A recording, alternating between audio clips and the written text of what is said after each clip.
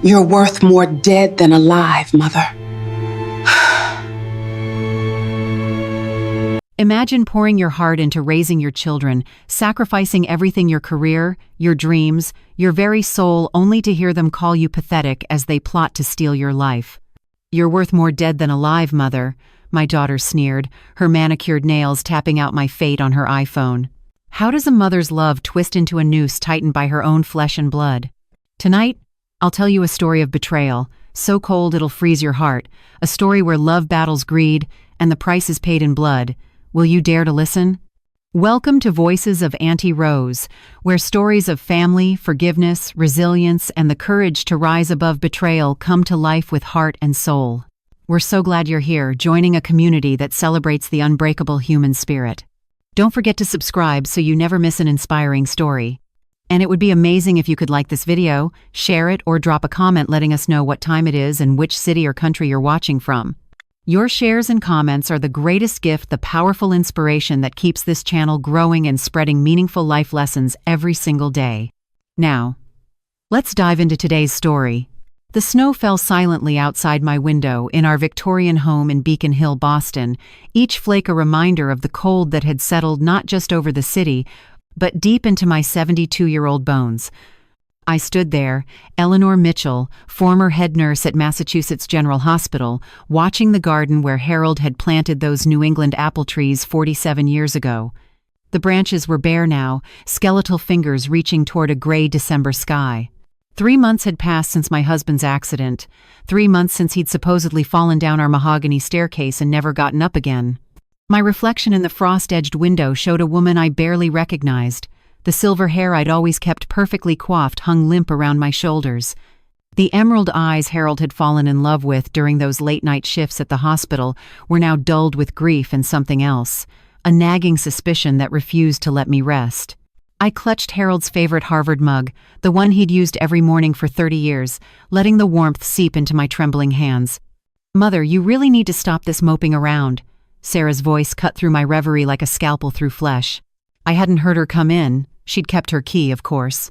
My eldest daughter stood in the doorway of the living room, her Burberry coat still dripping with melted snow, her perfectly manicured nails tapping impatiently against her latest iPhone. "It's been 3 months. Dad's gone. You need to move on." The casual cruelty of her words made my stomach churn.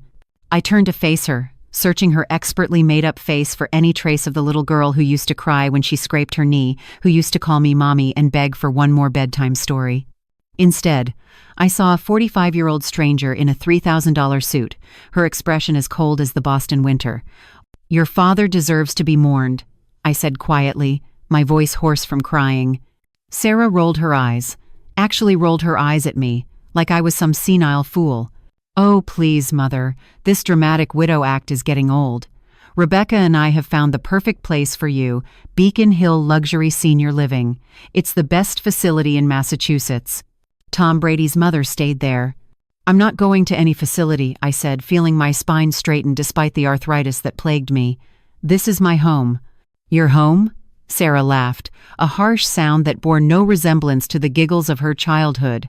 "Mother, this house is worth $8 million. You're rattling around in here like some ghost.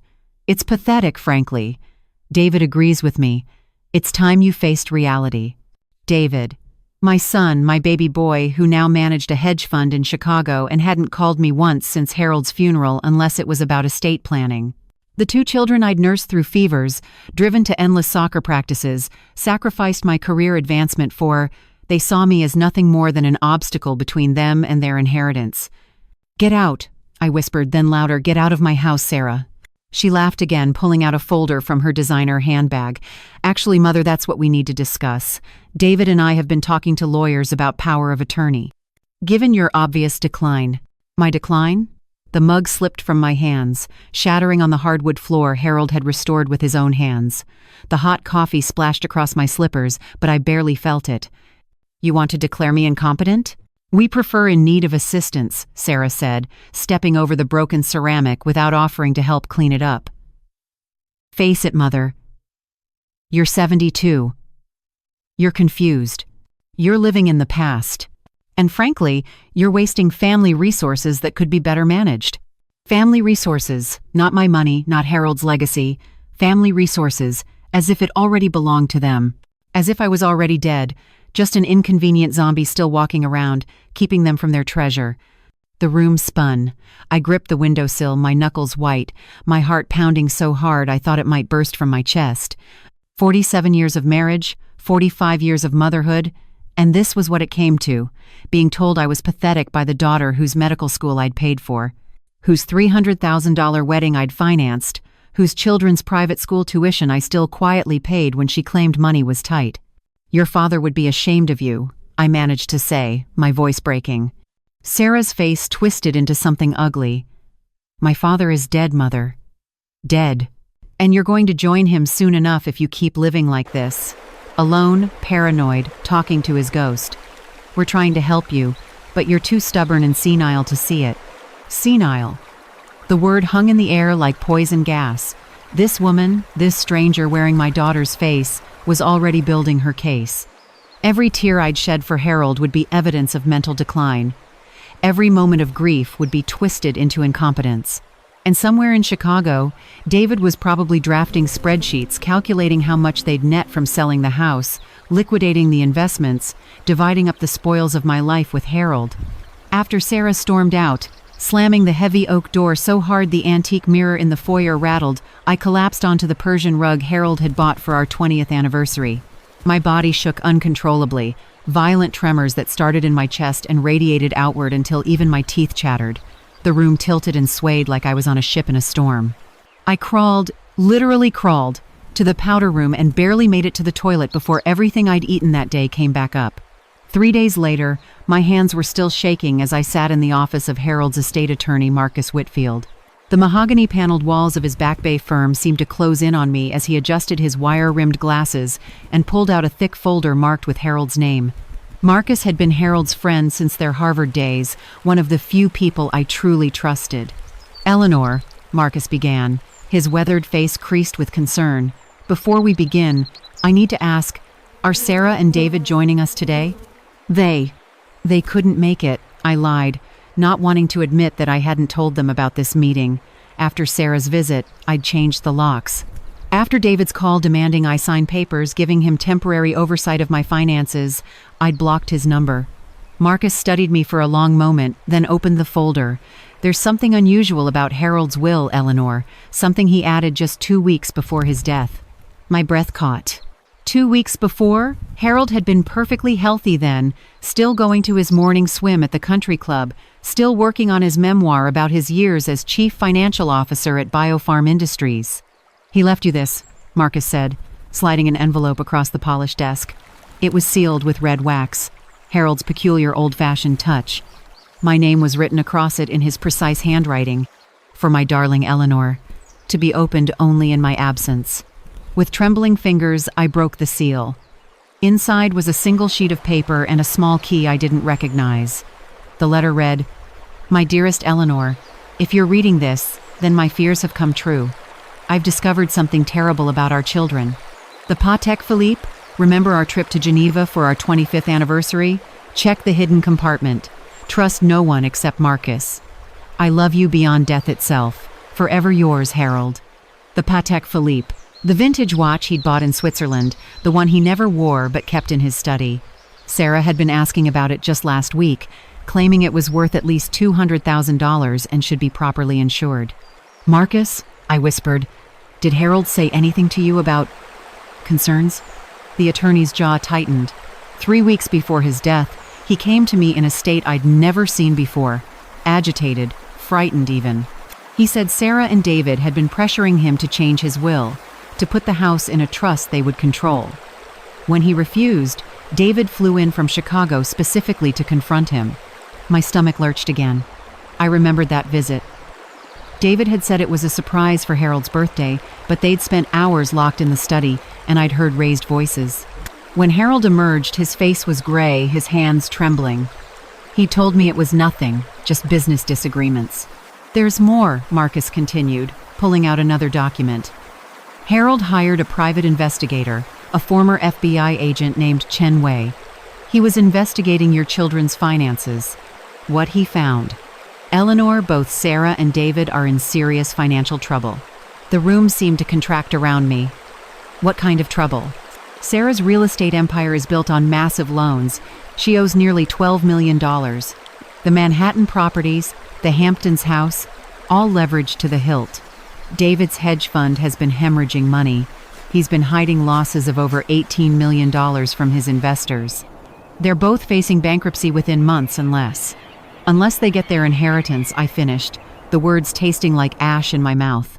Marcus nodded gravely. Harold's estate, between the house, his pension, investments, and life insurance, is worth approximately $32 million. $32 million, enough to solve all their problems, enough to kill for. I thought about Harold's fall, how strange it had been. He'd been going up and down those stairs for 30 years. He'd just had the handrails reinforced because he was always cautious about safety. The security camera had mysteriously malfunctioned that day. Sarah's husband Robert worked in tech security, didn't he? The medical examiner ruled it an accident, I said weakly. The medical examiner is Rebecca's golf partner, Marcus replied quietly. They play together every Sunday at the country club. The revelation hit me like a physical blow. Rebecca, Sarah's husband, the son-in-law who'd always seemed so devoted, who'd called Harold Dad and brought him Cuban cigars every Christmas. Had he been part of this? Eleanor, I need to ask you something difficult, Marcus said, leaning forward. Have you experienced any health issues recently? Any unexplained illnesses? My blood turned to ice. I've been having dizzy spells. Nausea. Sarah brought me tea last week, a special blend she said would help with grief. I've been feeling worse ever since. Marcus's face went pale. He immediately picked up his phone. We need to get you to a hospital. Now. My car is outside. As he helped me to my feet, I clutched the key Harold had left me. The watch, I gasped. I need to check the watch first.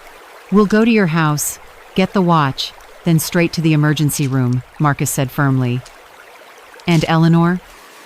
Pack a bag. You're not staying in that house alone anymore. The drive to Beacon Hill took only 15 minutes, but it felt like hours. Every shadow looked like Sarah's BMW.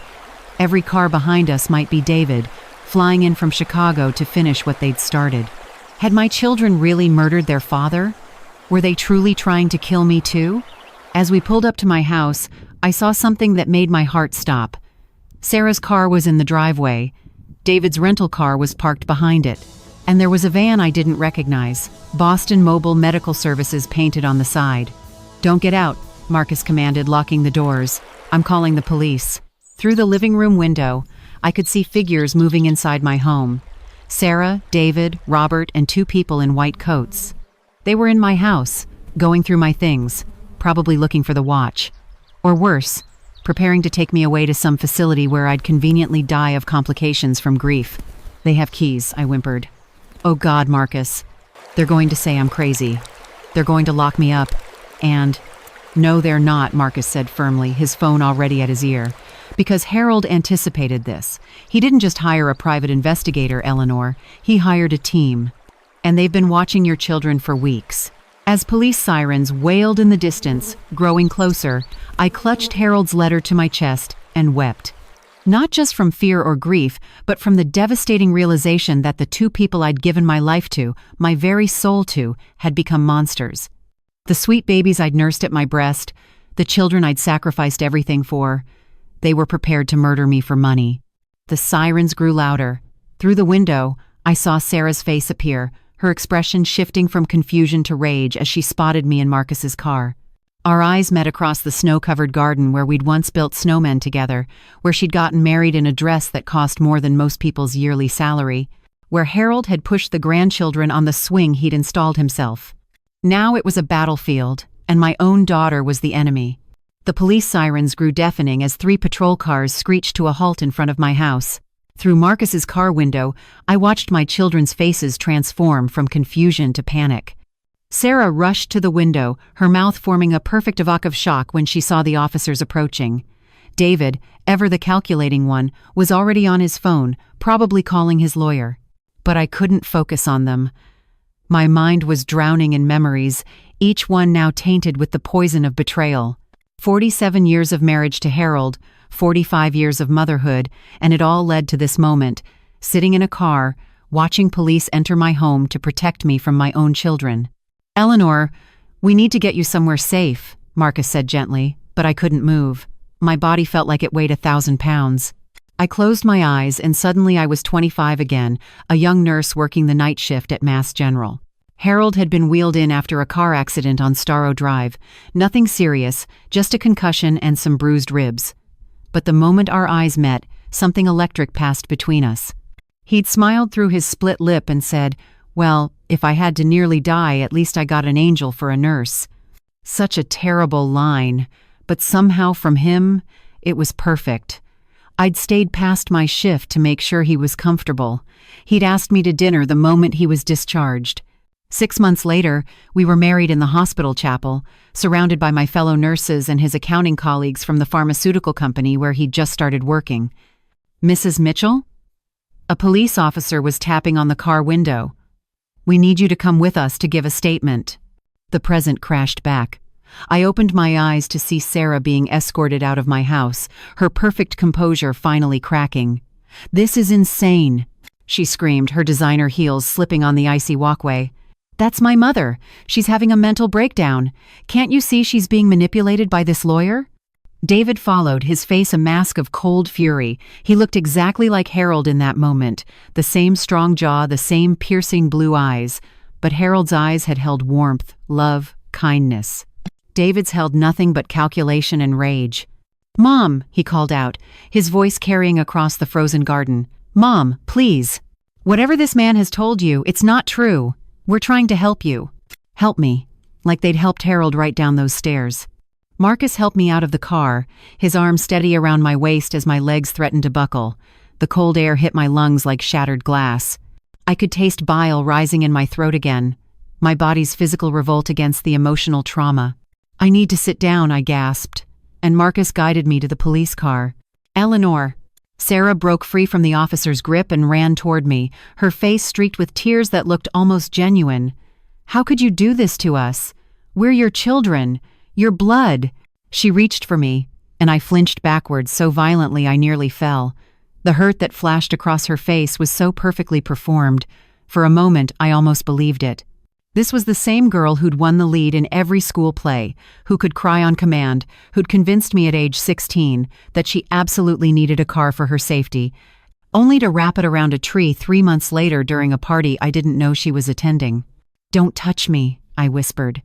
But the words came out stronger than I expected. "You killed him. You killed Harold." The accusation hung in the winter air like icicles ready to fall. Sarah's face went white, then red, then purple with rage. "You bitter old witch," she snarled, all pretense of daughterly concern evaporating.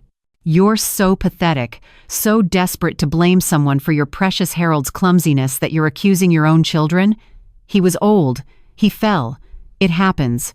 "Sarah, shut up," David hissed, grabbing her arm, but she yanked away. "No, I'm done pretending. Do you have any idea what we've sacrificed for you? What we've endured? 45 years of watching you worship the ground he walked on while barely noticing we existed unless we achieved something worth bragging about to your country club friends." Each word was a dagger, but they also revealed the truth beneath the mask. This wasn't grief or concern. This was years of resentment boiling over. "I gave you everything," I said, my voice breaking. "I quit my nursing career to raise you. I missed promotions, opportunities, a whole life I could have had." "Oh, please," Sarah laughed bitterly. "You gave us money and expected gratitude. You threw cash at us instead of actual parenting. Every soccer game you missed because of your charity galas, every school play you left early for Dad's work functions. But hey, you paid for the best schools, so that makes you Mother of the Year, right?" The words hit harder than any physical blow. Was there truth in them? Had I been so focused on providing materially that I'd failed emotionally? But no. I remembered the night sitting up with Sarah when she had nightmares, teaching David to ride his bike in this very driveway, the countless hours of homework help, the birthday parties I'd organized down to the last detail. "That's revisionist history, and you know it," Marcus interjected firmly. "I've known this family for 30 years. Eleanor was at every important event, every milestone. Were you there in our house every day?" David finally spoke, his voice like ice. Did you see her choosing Dad over us, consistently? Repeatedly? Did you see her teaching us that love meant money, that affection had a price tag? I thought about the $50,000 I'd given Sarah for her emergency last year. She'd claimed her business was struggling, but I'd later seen Instagram photos from her vacation in Monaco. The $100,000 I'd given David to invest that had mysteriously disappeared into market volatility. The cars, the down payments, the bailouts, over $2 million in the past decade alone. If I taught you that love meant money, I said quietly, then why did you keep taking it? Silence. Even the police officers seemed to hold their breath. Because you owed us, Sarah said finally, her voice venomous. For all the therapy we'll need. For all the times you chose him over us. For making us compete for scraps of attention while Harold got the full feast. Your father loved you both, I started, but David cut me off. Our father was a controlling, manipulative workaholic who saw us as extensions of his ego, not people, and you enabled him. You let him push us, pressure us, demand perfection while you stood by playing the dutiful wife. Stop. The word came out as barely a whisper, but something in my tone made everyone freeze. You can rewrite history all you want. You can paint us as monsters to justify what you've done. But I know the truth. Harold knew the truth. That's why he changed his will. That's why he hired investigators. He knew what you were planning. Sarah's carefully applied makeup was running now, black mascara streaking down her cheeks like war paint. We weren't planning anything. God, Mother, listen to yourself. You sound insane. Then explain the propofol, I said. The word landed like a bomb. Both my children went completely still. What? David's voice was barely audible. The propofol. From my old medical supplies. The same drug found in Harold's system during the autopsy, the one that caused his fall. It was a lie. We hadn't gotten the toxicology report yet. But their faces told me everything I needed to know. Sarah's mouth opened and closed like a fish gasping for air. David's hands clenched into fists at his sides.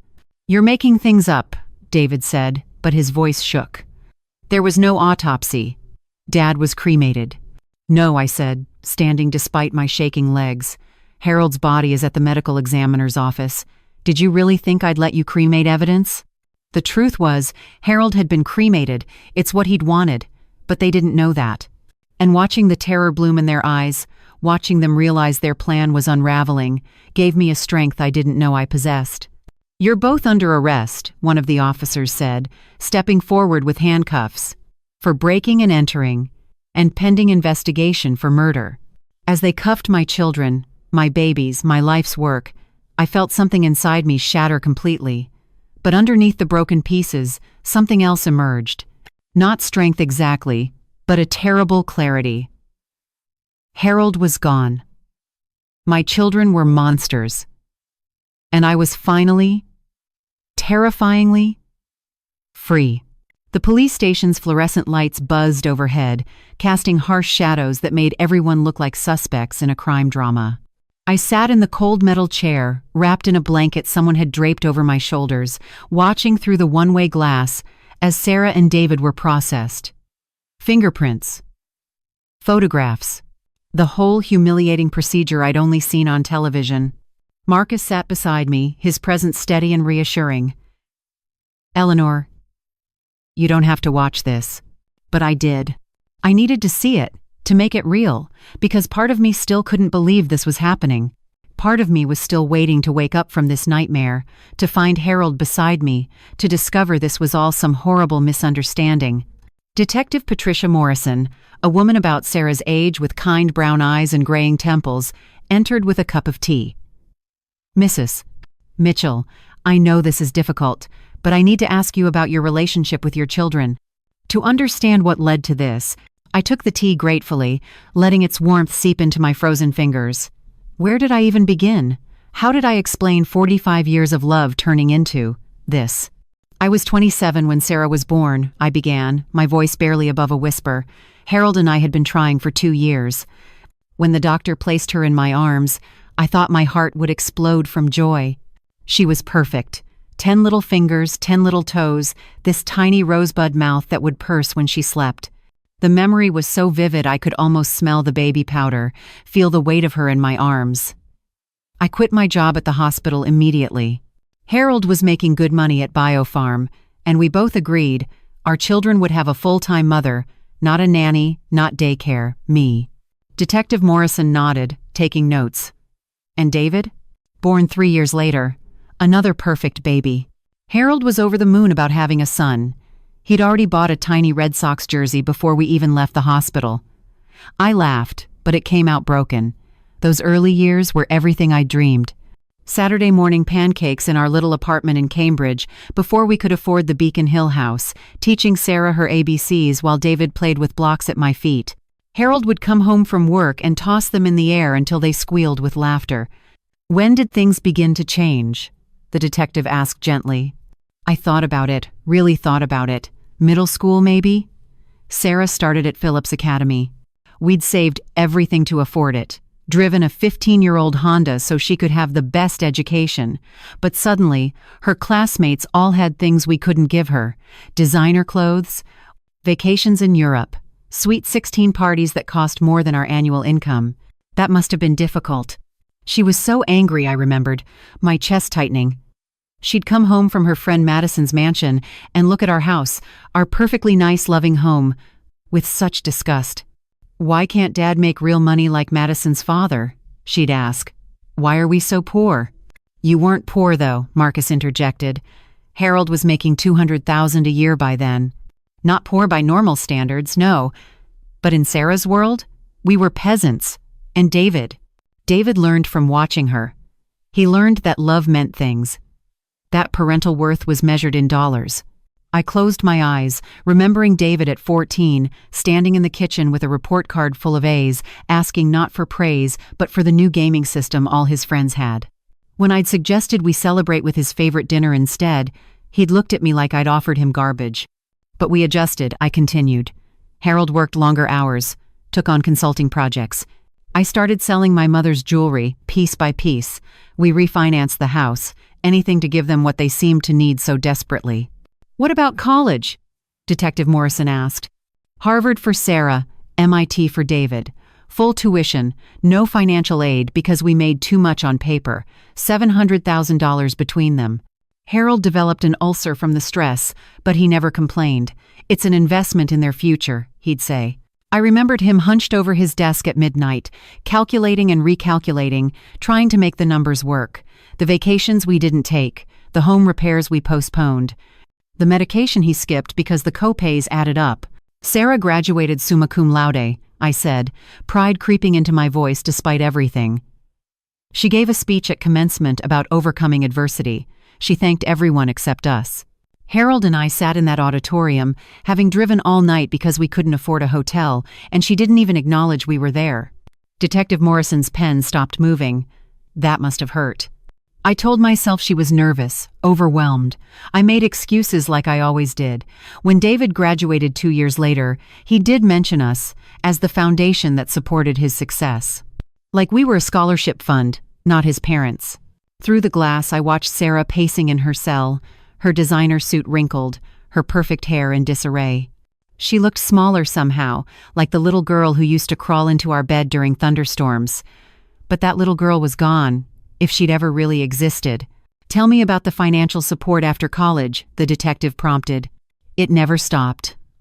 Sarah needed capital for her real estate business. $20,000 here, $50,000 there.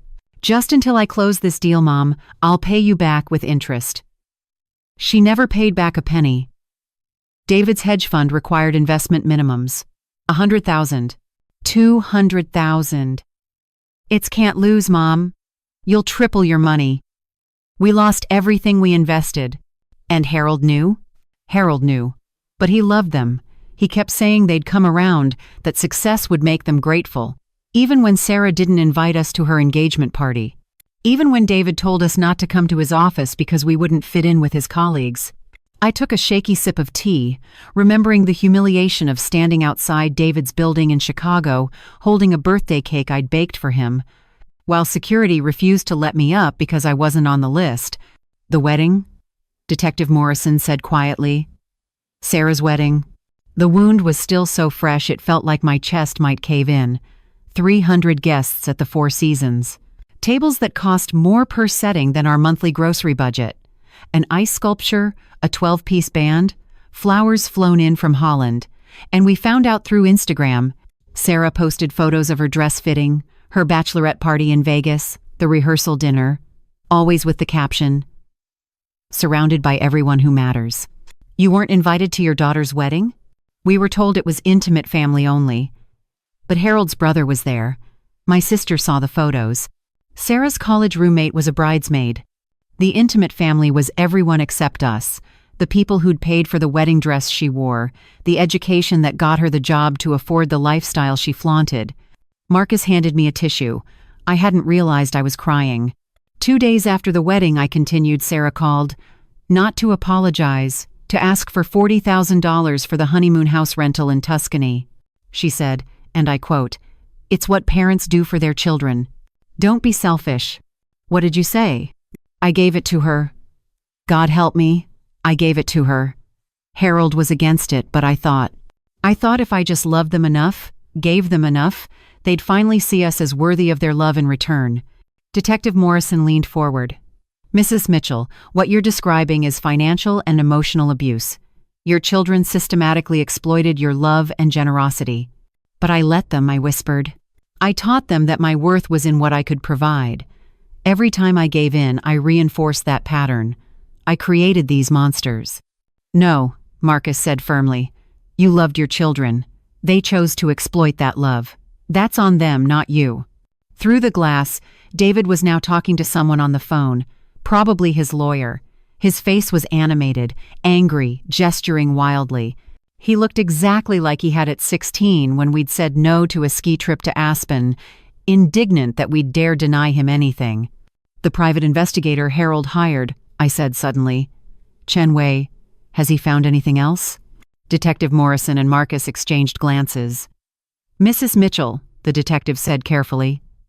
Mr. Wei has discovered that your children have been planning this for over a year. They have emails, text messages, discussing your husband's removal and plans for having you declared incompetent. The room spun. A year. While they'd smiled at Christmas dinner, while they'd accepted our gifts, while Harold had hugged them goodbye never knowing it would be the last time, they'd been planning his murder. I need to see the messages, I said. Eleanor, I don't think Marcus began. I need to see them. I need to understand how the children I raised, nursed through fevers, taught to tie their shoes, loved more than my own life, how they became capable of this. Detective Morrison pulled out a tablet, swiped to a screen filled with text messages. These are from 6 months ago, between Sarah and David. I read each word a knife to my heart. Sarah, Dad's getting suspicious. We need to move timeline up. David, the propofol idea is perfect. Mom still has her old medical supplies in the basement. She never throws anything away. Sarah, speaking of Mom, what do we do about her after? David, grief makes people vulnerable. We'll have her declared incompetent within 6 months. The house alone is worth $8 million. Sarah, all those years of pretending to care about their boring stories will finally pay off. David, lol.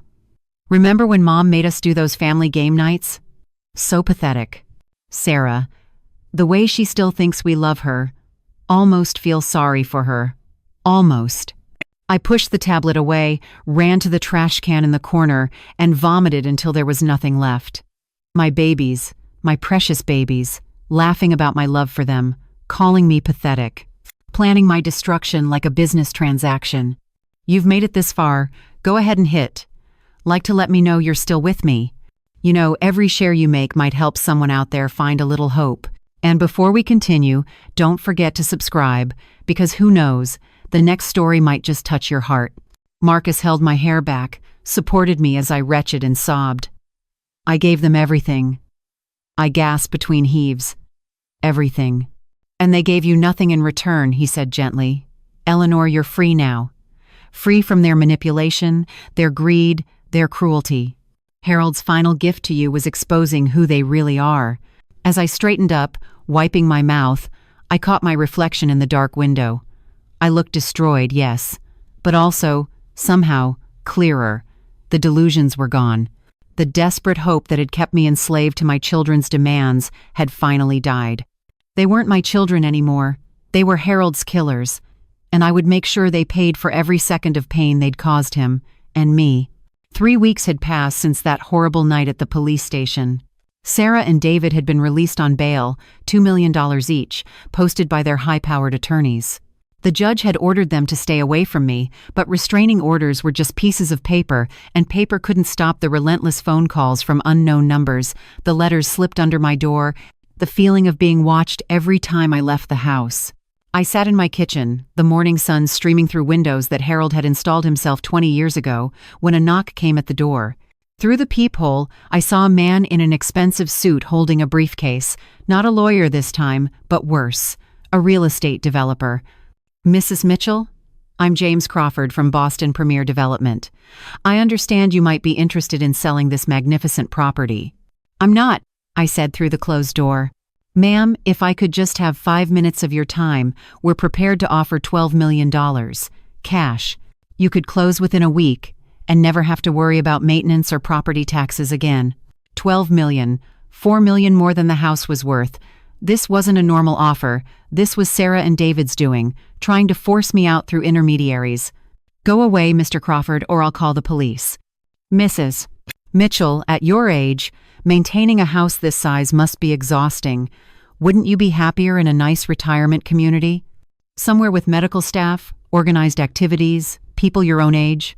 The words were eerily familiar. Almost exactly what Sarah had been saying for months before Harold died. I grabbed my phone and dialed Marcus. "They're trying to force me out," I told him when he answered. "Real estate developers showing up at my door with inflated offers."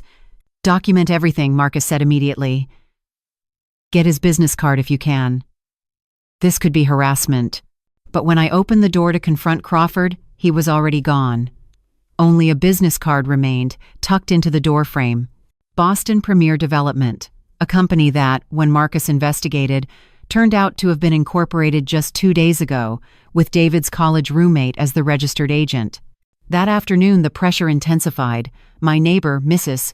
Chen, knocked on my door with a concerned expression. "Eleanor, I don't mean to pry, but there have been people taking photos of your house. They claim to be from the Historical Society, but something feels off." Then came the phone call from my insurance company. "Mrs. Mitchell, we've received a report that your home may have structural damage. We'll need to conduct a full inspection, or we'll have to cancel your policy." "Who filed this report?" I demanded. "I'm not at liberty to say, ma'am, but the inspection is mandatory. Without insurance, you understand, the mortgage company could foreclose. The mortgage that had been paid off for 10 years. By evening, I was exhausted from fielding calls and unwanted visitors. I made myself a simple dinner, soup and crackers, all I could stomach these days, when my doorbell rang again. This time, it was Rebecca, Sarah's husband, standing there with his perfect politician's smile. "Eleanor, how are you holding up?" He tried to step inside, but I blocked the doorway. "What do you want, Robert?" His smile faltered slightly. "It's Rebecca, actually, and I wanted to talk to you about Sarah. She's devastated, Eleanor. This whole misunderstanding has torn our family apart." "Misunderstanding? Your wife murdered my husband. That's a serious accusation that hasn't been proven." "Look, Eleanor, I'm here as a friend. This house, it's too much for you now. Sarah and I, we could help you transition to something more manageable. We found a lovely assisted living facility in Brookline. Get off my property. The monthly fees are only $8,000. With the sale of the house, you could afford it for years. You'd have round-the-clock care, medication management, structured activities." I said leave. "Or," he continued, as if I hadn't spoken, "you could sign the house over to Sarah and David now, avoid the estate taxes, and they'd ensure you're taken care of for the rest of your life." It's what Harold would have wanted. The audacity of invoking Harold's name broke something in me. I grabbed the nearest thing, a vase Harold had bought me for our 40th anniversary, and hurled it at Rebecca's feet. It shattered spectacularly, sending him jumping backward. Harold would have wanted his children in prison for murder. I screamed. He would have wanted justice. Now get out before I call the police. Rebecca left, but not before saying, "You're clearly unstable, Eleanor. This behavior will be documented. That night I couldn't sleep. Every creak of the old house sounded like an intruder. Every shadow could be Sarah or David, coming to finish what they'd started. I found myself standing in Harold's study at 3 a.m, holding the Patek Philippe watch he'd left me. I'd finally opened the hidden compartment. Inside was a tiny USB drive and another note. Eleanor, if you're reading this, I'm gone. On this drive is everything Chen Wei found. Use it to protect yourself. Don't let them win. All my love, H. The USB contained financial records, emails, text messages, and something that made my blood freeze. A recording Harold had made of David visiting him a week before his death. David's voice filled the dark study. Dad, you're 75. Mom's 72. The actuarial tables give you maybe 10 more years, tops. Why not enjoy those years without the burden of this massive house? Sign it over to us now, avoid the inheritance taxes, and we'll make sure you're both comfortable. Harold's response was firm. Your mother and I will decide what to do with our assets, not you. You're being selfish, David spat. Sarah and I have families to think about, kids who need college funds. Do you have any idea what private school costs these days? I paid for your private school by working 18-hour days. And we're grateful, but times have changed. The house is worth $8 million. Your investment portfolio is another $20 million. You're sitting on $30 million while your grandchildren, the grandchildren you never bring to visit, the ones who don't even know our names because you've told them we're weird old people. There was a pause, then David's voice turned cold. You know what? You're right. Why should we visit? You and Mom are living in the past, hoarding wealth you'll never spend, in a house that should have been condemned years ago. But don't worry, Dad. These things have a way of sorting themselves out. The recording ended with the sound of David slamming the door. A week later, Harold was dead. I clutched the USB drive, my hands shaking. This was evidence of premeditation, of motive, but would it be enough? The defense would claim it was just a family argument about money, unpleasant but not criminal. The next morning, Marcus called with disturbing news. Eleanor, Sarah, and David have filed a civil suit. They're claiming that Harold was mentally incompetent when he changed his will, and that you exerted undue influence. They want the entire estate frozen until the matter is resolved. Can they do that? They can try. But more concerning is what Chen Wei just discovered. 3 days before Harold's death, David accessed your medical supplies. We have him on surveillance video entering your basement when you were both out. My basement, where I'd kept old medical supplies from my nursing days, properly locked away but accessible to family. The propofol that killed Harold had come from my own collection, stolen by my son to murder his father. There's more, Marcus continued. The medical examiner found something else in Harold's system, lorazepam. It would have made him drowsy, uncoordinated, the perfect setup for a fall. Lorazepam, another drug from my old supplies. They'd planned it perfectly, drug him to make him unsteady, then let gravity and the stairs do the rest. If the fall didn't kill him, the propofol would finish the job, looking like a stroke or heart attack. I stumbled to the bathroom and dry heaved into the toilet, my body trying to expel the horror that had nowhere to go. My children hadn't just killed Harold, they'd made him suffer. They'd made his last moments, ones of confusion and terror, unable to call for help, unable to save himself. When I finally stopped retching, I heard something that made my blood freeze, footsteps upstairs. I lived alone. No one should be upstairs. I grabbed my phone, dialing 911 with one hand while grabbing Harold's old golf club with the other. Someone's in my house, I whispered to the dispatcher. We're sending units now, ma'am. Can you get somewhere safe? But where was safe when your own children wanted you dead? The footsteps moved toward the stairs. Slow, deliberate. Not trying to hide. They wanted me to know they were there. Mom! David's voice called out. Mom, we need to talk. The police are coming, so I'll make this quick. Drop the lawsuit, sell the house, take the deal we're offering. Or what happened to Dad will look like a blessing compared to what's coming for you. I gripped the golf club tighter, my knuckles white, my breath coming in short gasps. David's footsteps grew closer, each one deliberate, measured. The 911 dispatcher was still on the line, but I couldn't speak. If I made a sound, he'd know exactly where I was. "Mom, I know you're down there," David called, his voice carrying that same cold calculation I'd heard in the recordings. "The police will take at least 10 minutes to get here. That's plenty of time for us to reach an understanding." Suddenly, the footsteps stopped. Then I heard the sirens, closer than expected. David cursed loudly, and I heard him running back through the house. The back door slammed. He was gone. When the police arrived 3 minutes later, they found me still crouched in the basement, clutching Harold's 9-iron like my life depended on it. My whole body was shaking so violently that Officer Chen, Mrs. Chen's nephew, as it turned out, had to help me up the stairs. "He was here," I gasped. "David was in my house. He threatened me." "We'll dust for fingerprints," Officer Chen assured me, "and we'll check if he violated the restraining order." But we all knew David was too smart to leave evidence. He'd probably worn gloves, probably had an alibi prepared. My children hadn't gotten away with murder for this long by being careless. Marcus arrived within the hour, along with Chen Wei, the private investigator Harold had hired.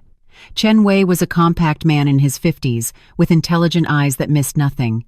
"Mrs. Mitchell," he said, pulling out a tablet, "I've discovered something about Harold's death that changes everything. The security camera at your house didn't malfunction that day. It was deliberately disabled. But Harold's office building has cameras in the parking garage that nobody thought to check." He showed me grainy footage from the morning of Harold's death. There was Harold's Mercedes pulling into his reserved spot at 6:45 a.m., his usual time. But then another figure appeared, David, getting out of a rental car, following Harold to the elevator. "This is 30 minutes before Harold supposedly fell at home," Chen Wei explained. "David was with him at the office, not at your house." My mind reeled. But Harold died at home, on our stairs. "Did he?" Chen Wei pulled up another video. "This is from a traffic camera near your house at 7:30 a.m. Look closely." I watched as a car pulled up to our house, David's rental. He got out, opened the trunk, and with Robert's help, carried something heavy inside. Something wrapped in a tarp, something the size of a body. "Oh God," I whispered, bile rising in my throat. "They brought him home. They killed him at his office and brought him home to stage the accident." "The office building was nearly empty that early," Chen Wei continued. "Harold liked to arrive before everyone else, to work in peace. David knew this. He knew Harold would be alone, vulnerable." Marcus was already on the phone with Detective Morrison. "We need to get this evidence to the DA immediately. This is proof of premeditation, of conspiracy, of murder in the first degree." But Chen Wei wasn't finished. "There's more. I've been investigating Sarah and David's finances, as Harold requested. They're not just in debt, they're involved with some very dangerous people. David owes $3 million to a Russian lending syndicate. Sarah's been laundering money through her real estate business for a Chinese crime organization." The room spun. My children weren't just murderers. They were criminals on a scale I couldn't have imagined. "They needed Harold's money to pay off these debts," Chen Wei explained. "If they don't pay within the next 2 months, well, these aren't the kind of people who accept bankruptcy as an excuse." "So they're desperate," Marcus said grimly. "Desperate enough to break into Eleanor's house, desperate enough to threaten her openly." "We need to move you somewhere safe," Chen Wei said. "I have a colleague who runs a security firm. We can have someone watching you 24/7. But I shook my head. "No, I'm not leaving my home. Harold died protecting this house, protecting our assets from them. I won't dishonor his memory by running away." That night, despite the security system and the patrol car parked outside, I couldn't sleep. I wandered through the house, touching things Harold had touched, sitting in his favorite chair, wearing his old MIT sweatshirt that still smelled faintly of his cologne. In his study, I opened his desk drawer and found something I'd overlooked before, a leather journal, Harold's private thoughts, written in his precise handwriting. The last entry was dated 3 days before his death. "Eleanor doesn't know how bad things have gotten with the children. I've tried to shield her, but I can't anymore. David came to my office today with a business proposition.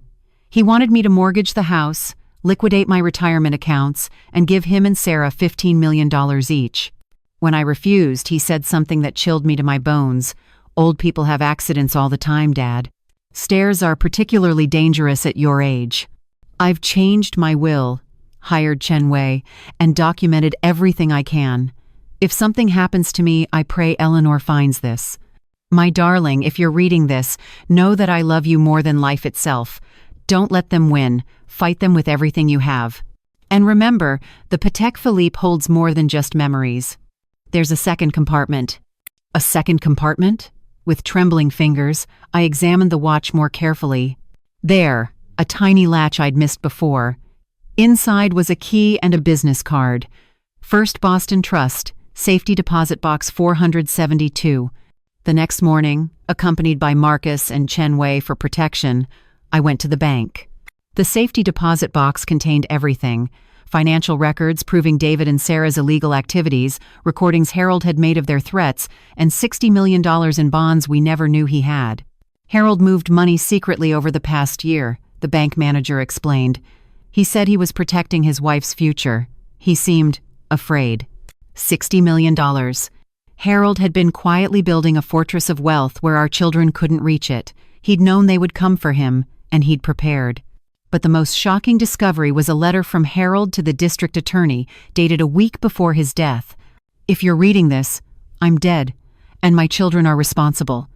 They've been planning my murder for over a year. I have proof. Please protect my wife, Eleanor. She doesn't know how dangerous they've become.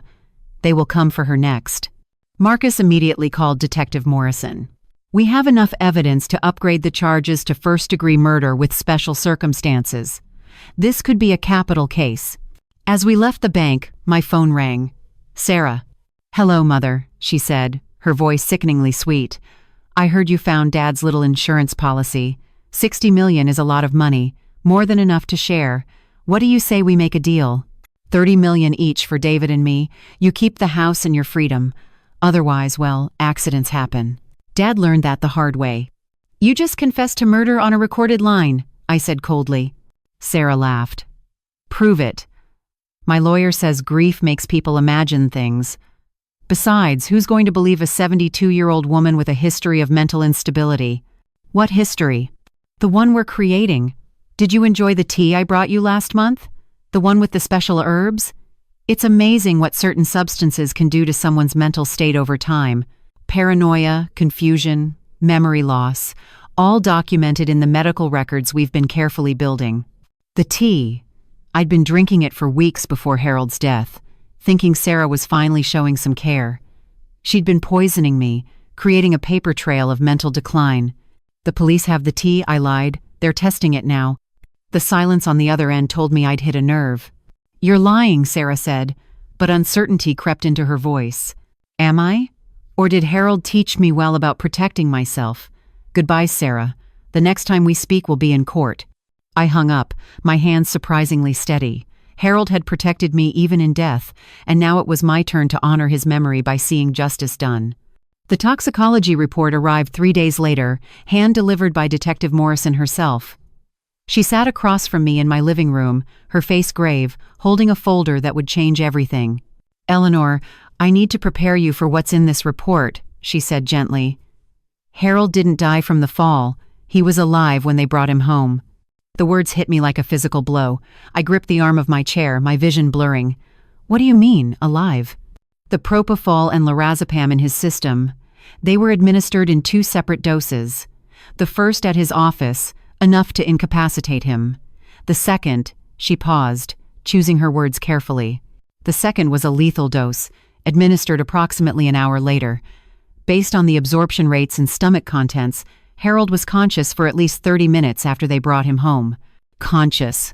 My Harold had been conscious, aware, probably terrified, while our children staged his murder.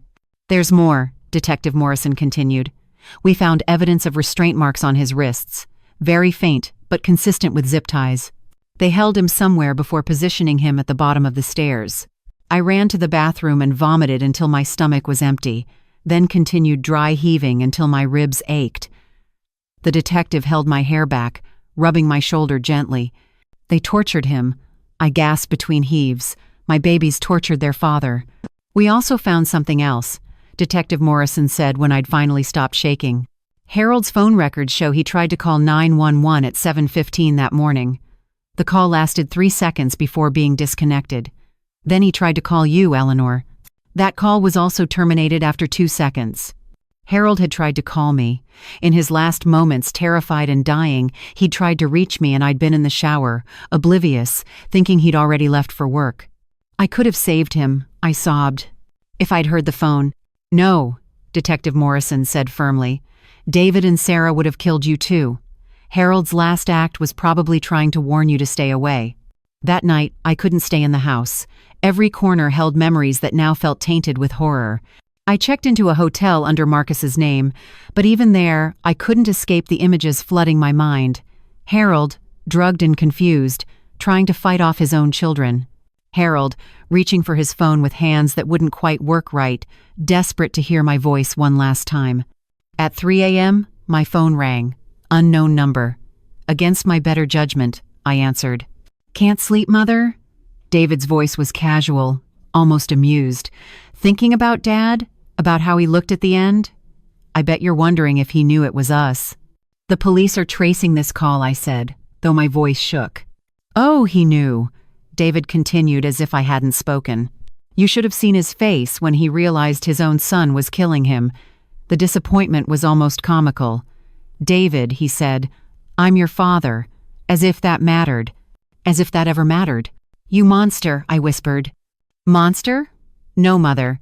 I'm a survivor. Dad was sitting on $90 million while his children struggled. Do you know what it's like to have clients threaten your family because you can't pay your debts? To have your wife look at you with disgust because you can't provide? Sarah's husband was going to leave her, take the kids, all because of money you and Dad hoarded like dragons. We worked for that money. You worked? David laughed bitterly. Dad worked. You quit your little nursing job and became a housewife, a parasite, living off his success. And then you both had the audacity to judge us for wanting our share. Your share? You wanted everything. We deserved everything. We were the ones who had to grow up in your shadow, never good enough, never successful enough. Do you remember when I got into MIT? Dad's first words weren't congratulations. They were, I hope you can maintain the family legacy. When Sarah graduated summa cum laude from Harvard, you asked why it wasn't magna cum laude. That's not true. It's exactly true. Nothing was ever enough for you two. So we decided if we couldn't earn your approval, we'd at least take your money. By killing your father? He was 75, Mother. He had pancreatic cancer. The words stopped me cold. What? Oh, he didn't tell you? Stage 2. Found out 6 months ago. His medical records are quite illuminating. He had maybe 2 years left, probably less. We just expedited the inevitable. You're lying. But even as I said it, I remembered Harold's recent fatigue, the weight loss I'd attributed to stress, the doctor's appointments he'd said were just routine checkups. Check his medical records if you don't believe me. Dr. Brennan at Mass General, diagnosed 6 months ago. He was getting his affairs in order, hiding money, preparing for the end. But he was doing it all wrong, Mother. Wasting money on treatments that wouldn't work, planning to leave everything in trust where we couldn't touch it for years. My legs gave out. I slid down the hotel room wall, phone pressed to my ear, tears streaming down my face. Harold had been sick, dying, and he'd faced it alone to protect me. We did him a favor, David continued, his voice cold. Quick and relatively painless instead of months of chemo, radiation wasting away. And we did you a favor too. You would have spent your last years playing nurse to a dying man. Now you can enjoy your remaining time. Well, what little time you have left? Are you threatening me? Threatening? No, just observing that grief can be overwhelming for elderly widows. Depression, accidents, sometimes they just give up. Natural causes, the death certificate will say, just like Dad's would have if you hadn't insisted on that unnecessary autopsy. The line went dead. I immediately called Detective Morrison, gave her the recording I'd made of the conversation on my second phone, a trick Chen Wei had taught me. This is a direct threat, she said. We're arresting them tonight. But when the police arrived at Sarah's mansion and David's hotel, they were gone. Their passports were missing. Their bank accounts had been emptied. Security footage showed them boarding a private jet at Logan Airport, destination unknown. They've fled, Detective Morrison told me the next morning. We've issued federal warrants and notified Interpol, but if they've gone to a non-extradition country, they're going to get away with it, I said numbly. No, Chen Wei said, entering the room with his laptop. They're not. Because Harold was smarter than they realized. Remember the bonds he hid? He also did something else. He installed tracking software on their phones months ago, hidden in apps he gave them as gifts. They're in Moscow right now, probably thinking they're safe. Russia doesn't extradite, Marcus pointed out. No, Chen Wei smiled grimly, but the Russian syndicate David owes money to doesn't care about international law. And I might have sent them David's location, along with proof that he now has access to $60 million he's not sharing with them. The implication hung heavy in the air. My children had fled justice in America only to run straight into the arms of the criminals they'd been running from. There's something else, Detective Morrison said. We searched their homes. Eleanor, we found journals. Sarah's been planning this since college. Pages and pages about how unfair it was that you had money while she had to work. And David. David has detailed plans for other family members, Robert's parents, Sarah's in-laws. Anyone with money became a potential target. My children weren't just murderers. They were serial killers in the making, stopped only by their own desperation and stupidity. That evening, as I sat in my hotel room staring at a photo of Harold, my phone buzzed. A message from an unknown international number. A video file. It was Sarah, her perfect makeup smeared, her designer clothes torn, screaming in what looked like a warehouse. Russian voices in the background. Then David appeared, his face bloodied, begging someone off camera for more time. The video ended with a single text. They have 48 hours to pay $20 million, or they disappear. Your choice, Mama. I stared at the message for a long moment. My children, who had killed their father for money, were now at the mercy of criminals even worse than them. I could save them with Harold's hidden fortune, or I could let them face the consequences of their choices. I deleted the message and turned off my phone. Harold had tried to protect them until the very end, keeping his cancer secret, trying to arrange his affairs to provide for them even after they'd become monsters. But Harold was gone, murdered by the very children he'd tried to save. I wouldn't make the same mistake. The 48 hours passed in a blur of police interviews, legal documents, and sleepless nights. I didn't respond to the Russian's message. I didn't save my children. On the third day, Detective Morrison came to my hotel with news that should have destroyed me but instead brought a strange, hollow relief. If you find this part truly thought-provoking, go ahead and hit like to show your support. Do you feel the same way as the character in this story? Share your thoughts in the comments. I'd love to hear from you. Eleanor, I need to tell you something. Sarah and David. They've been found. I knew from her tone what found meant. Are they dead? Yes, the Russian syndicate. It wasn't quick. I'm sorry. I nodded slowly, waiting to feel something. Grief, horror, guilt.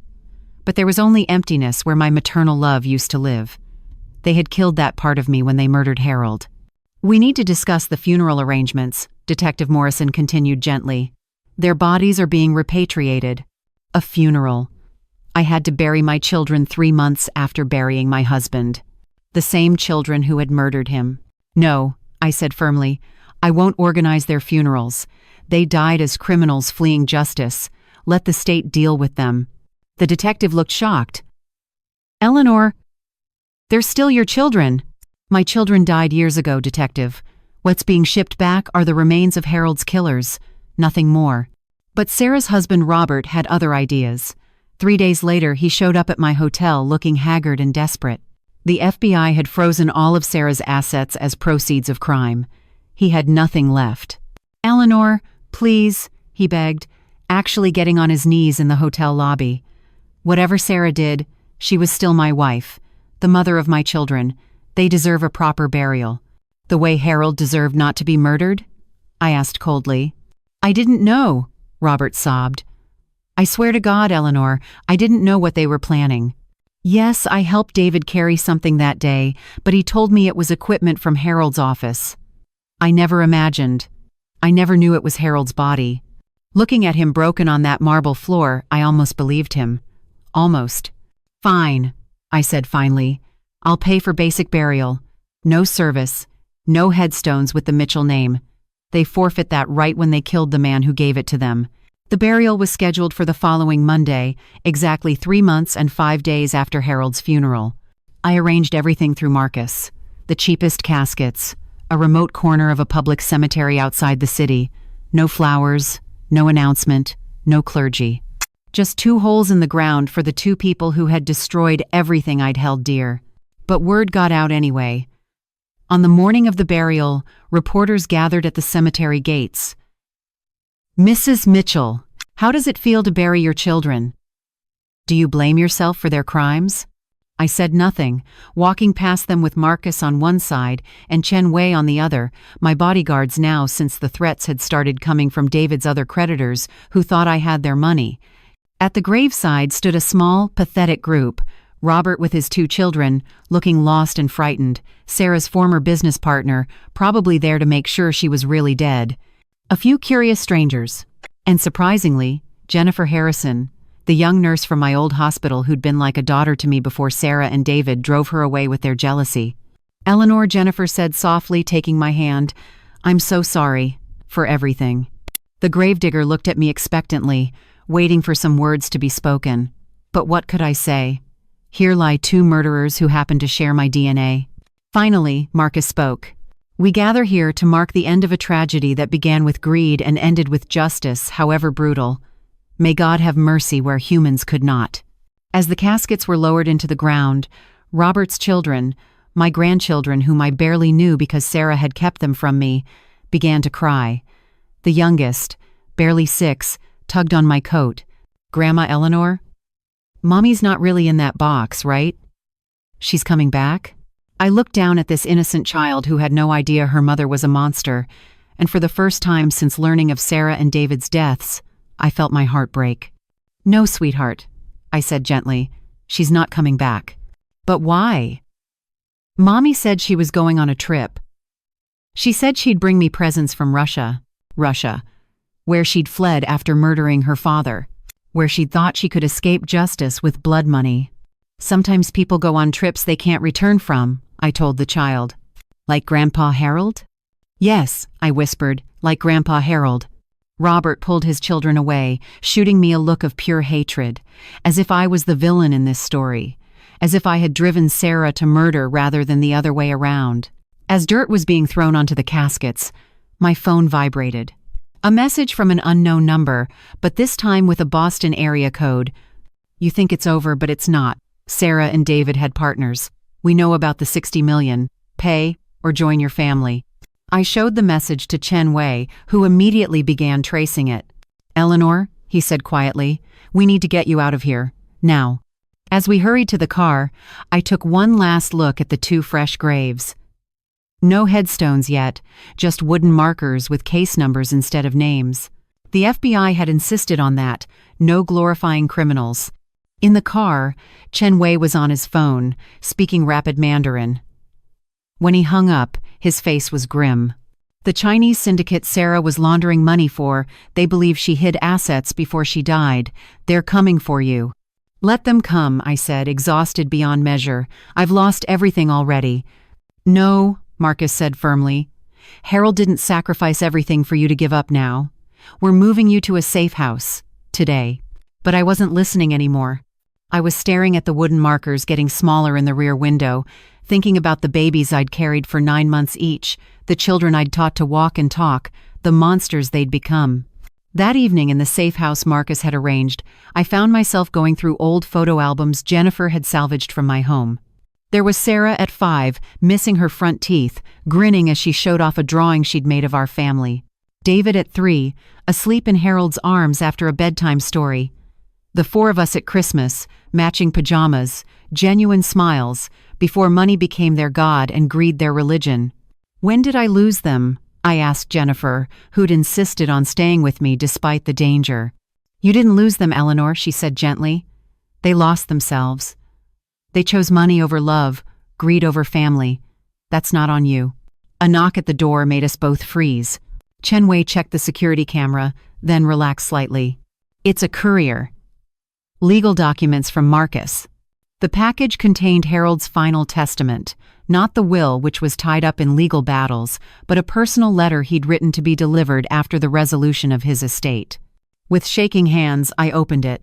"My dearest Eleanor, if you're reading this, then the worst has come to pass. Our children have shown their true nature, and you've had to face the devastating truth alone. But you are not alone. You never were. My love for you transcends death, lives on in every sunrise you witness, every breath you take. I knew what they were becoming, and I'm sorry I couldn't protect you from this pain. The money I hid isn't just wealth, it's freedom. Freedom from them, from their greed, from their cruelty. Use it to build a new life, one where you're valued for who you are, not what you can provide. Don't mourn the children we thought we had. They were illusions. Mourn instead the future that greed stole from us all. But then, my darling, live. Live fully, live freely, live without the chains they tried to wrap around you. Until we meet again, Harold. I clutched the letter to my chest and, for the first time since that horrible day when Sarah called me pathetic, I cried. Not tears of grief or fear, but tears of release. Harold's killers were dead. Their co-conspirators were being hunted by law enforcement. The money they'd killed for was beyond their reach forever. Justice had been served, even if it came from Russian bullets instead of American courts. But as I sat in that safe house, surrounded by bodyguards and legal documents, I realized the real prison wasn't the one Sarah and David had avoided through death. It was the one I'd built around my heart, bar by bar, with every dollar I'd given them, every excuse I'd made for their cruelty, every time I'd chosen to believe their lies rather than face the truth. Now, 3 months after Harold's murder, that prison was finally crumbling. I was free. The safe house in Quincy was a modest 2-bedroom apartment, nothing like my Beacon Hill home, but it had something that mansion never did anymore: peace. 2 weeks had passed since the burial, and Chen Wei's security team had thwarted 3 attempted break-ins at my old house by people searching for Harold's hidden money. I sat at the small kitchen table, Harold's Patek Philippe watch before me, running my fingers over its smooth surface. His letter had mentioned the watch held more than memories. I'd already found one secret compartment with the USB drive, but that second compartment he'd written about still eluded me. "Eleanor, you've been staring at that watch for hours," Jennifer said gently, bringing me tea. "Maybe you should rest." "Harold never did anything without purpose," I murmured, examining the watch face carefully. "He said there was a second compartment. He wanted me to find it." Then I noticed it, the tiny engraving on the back I'd always thought was the manufacturer's mark.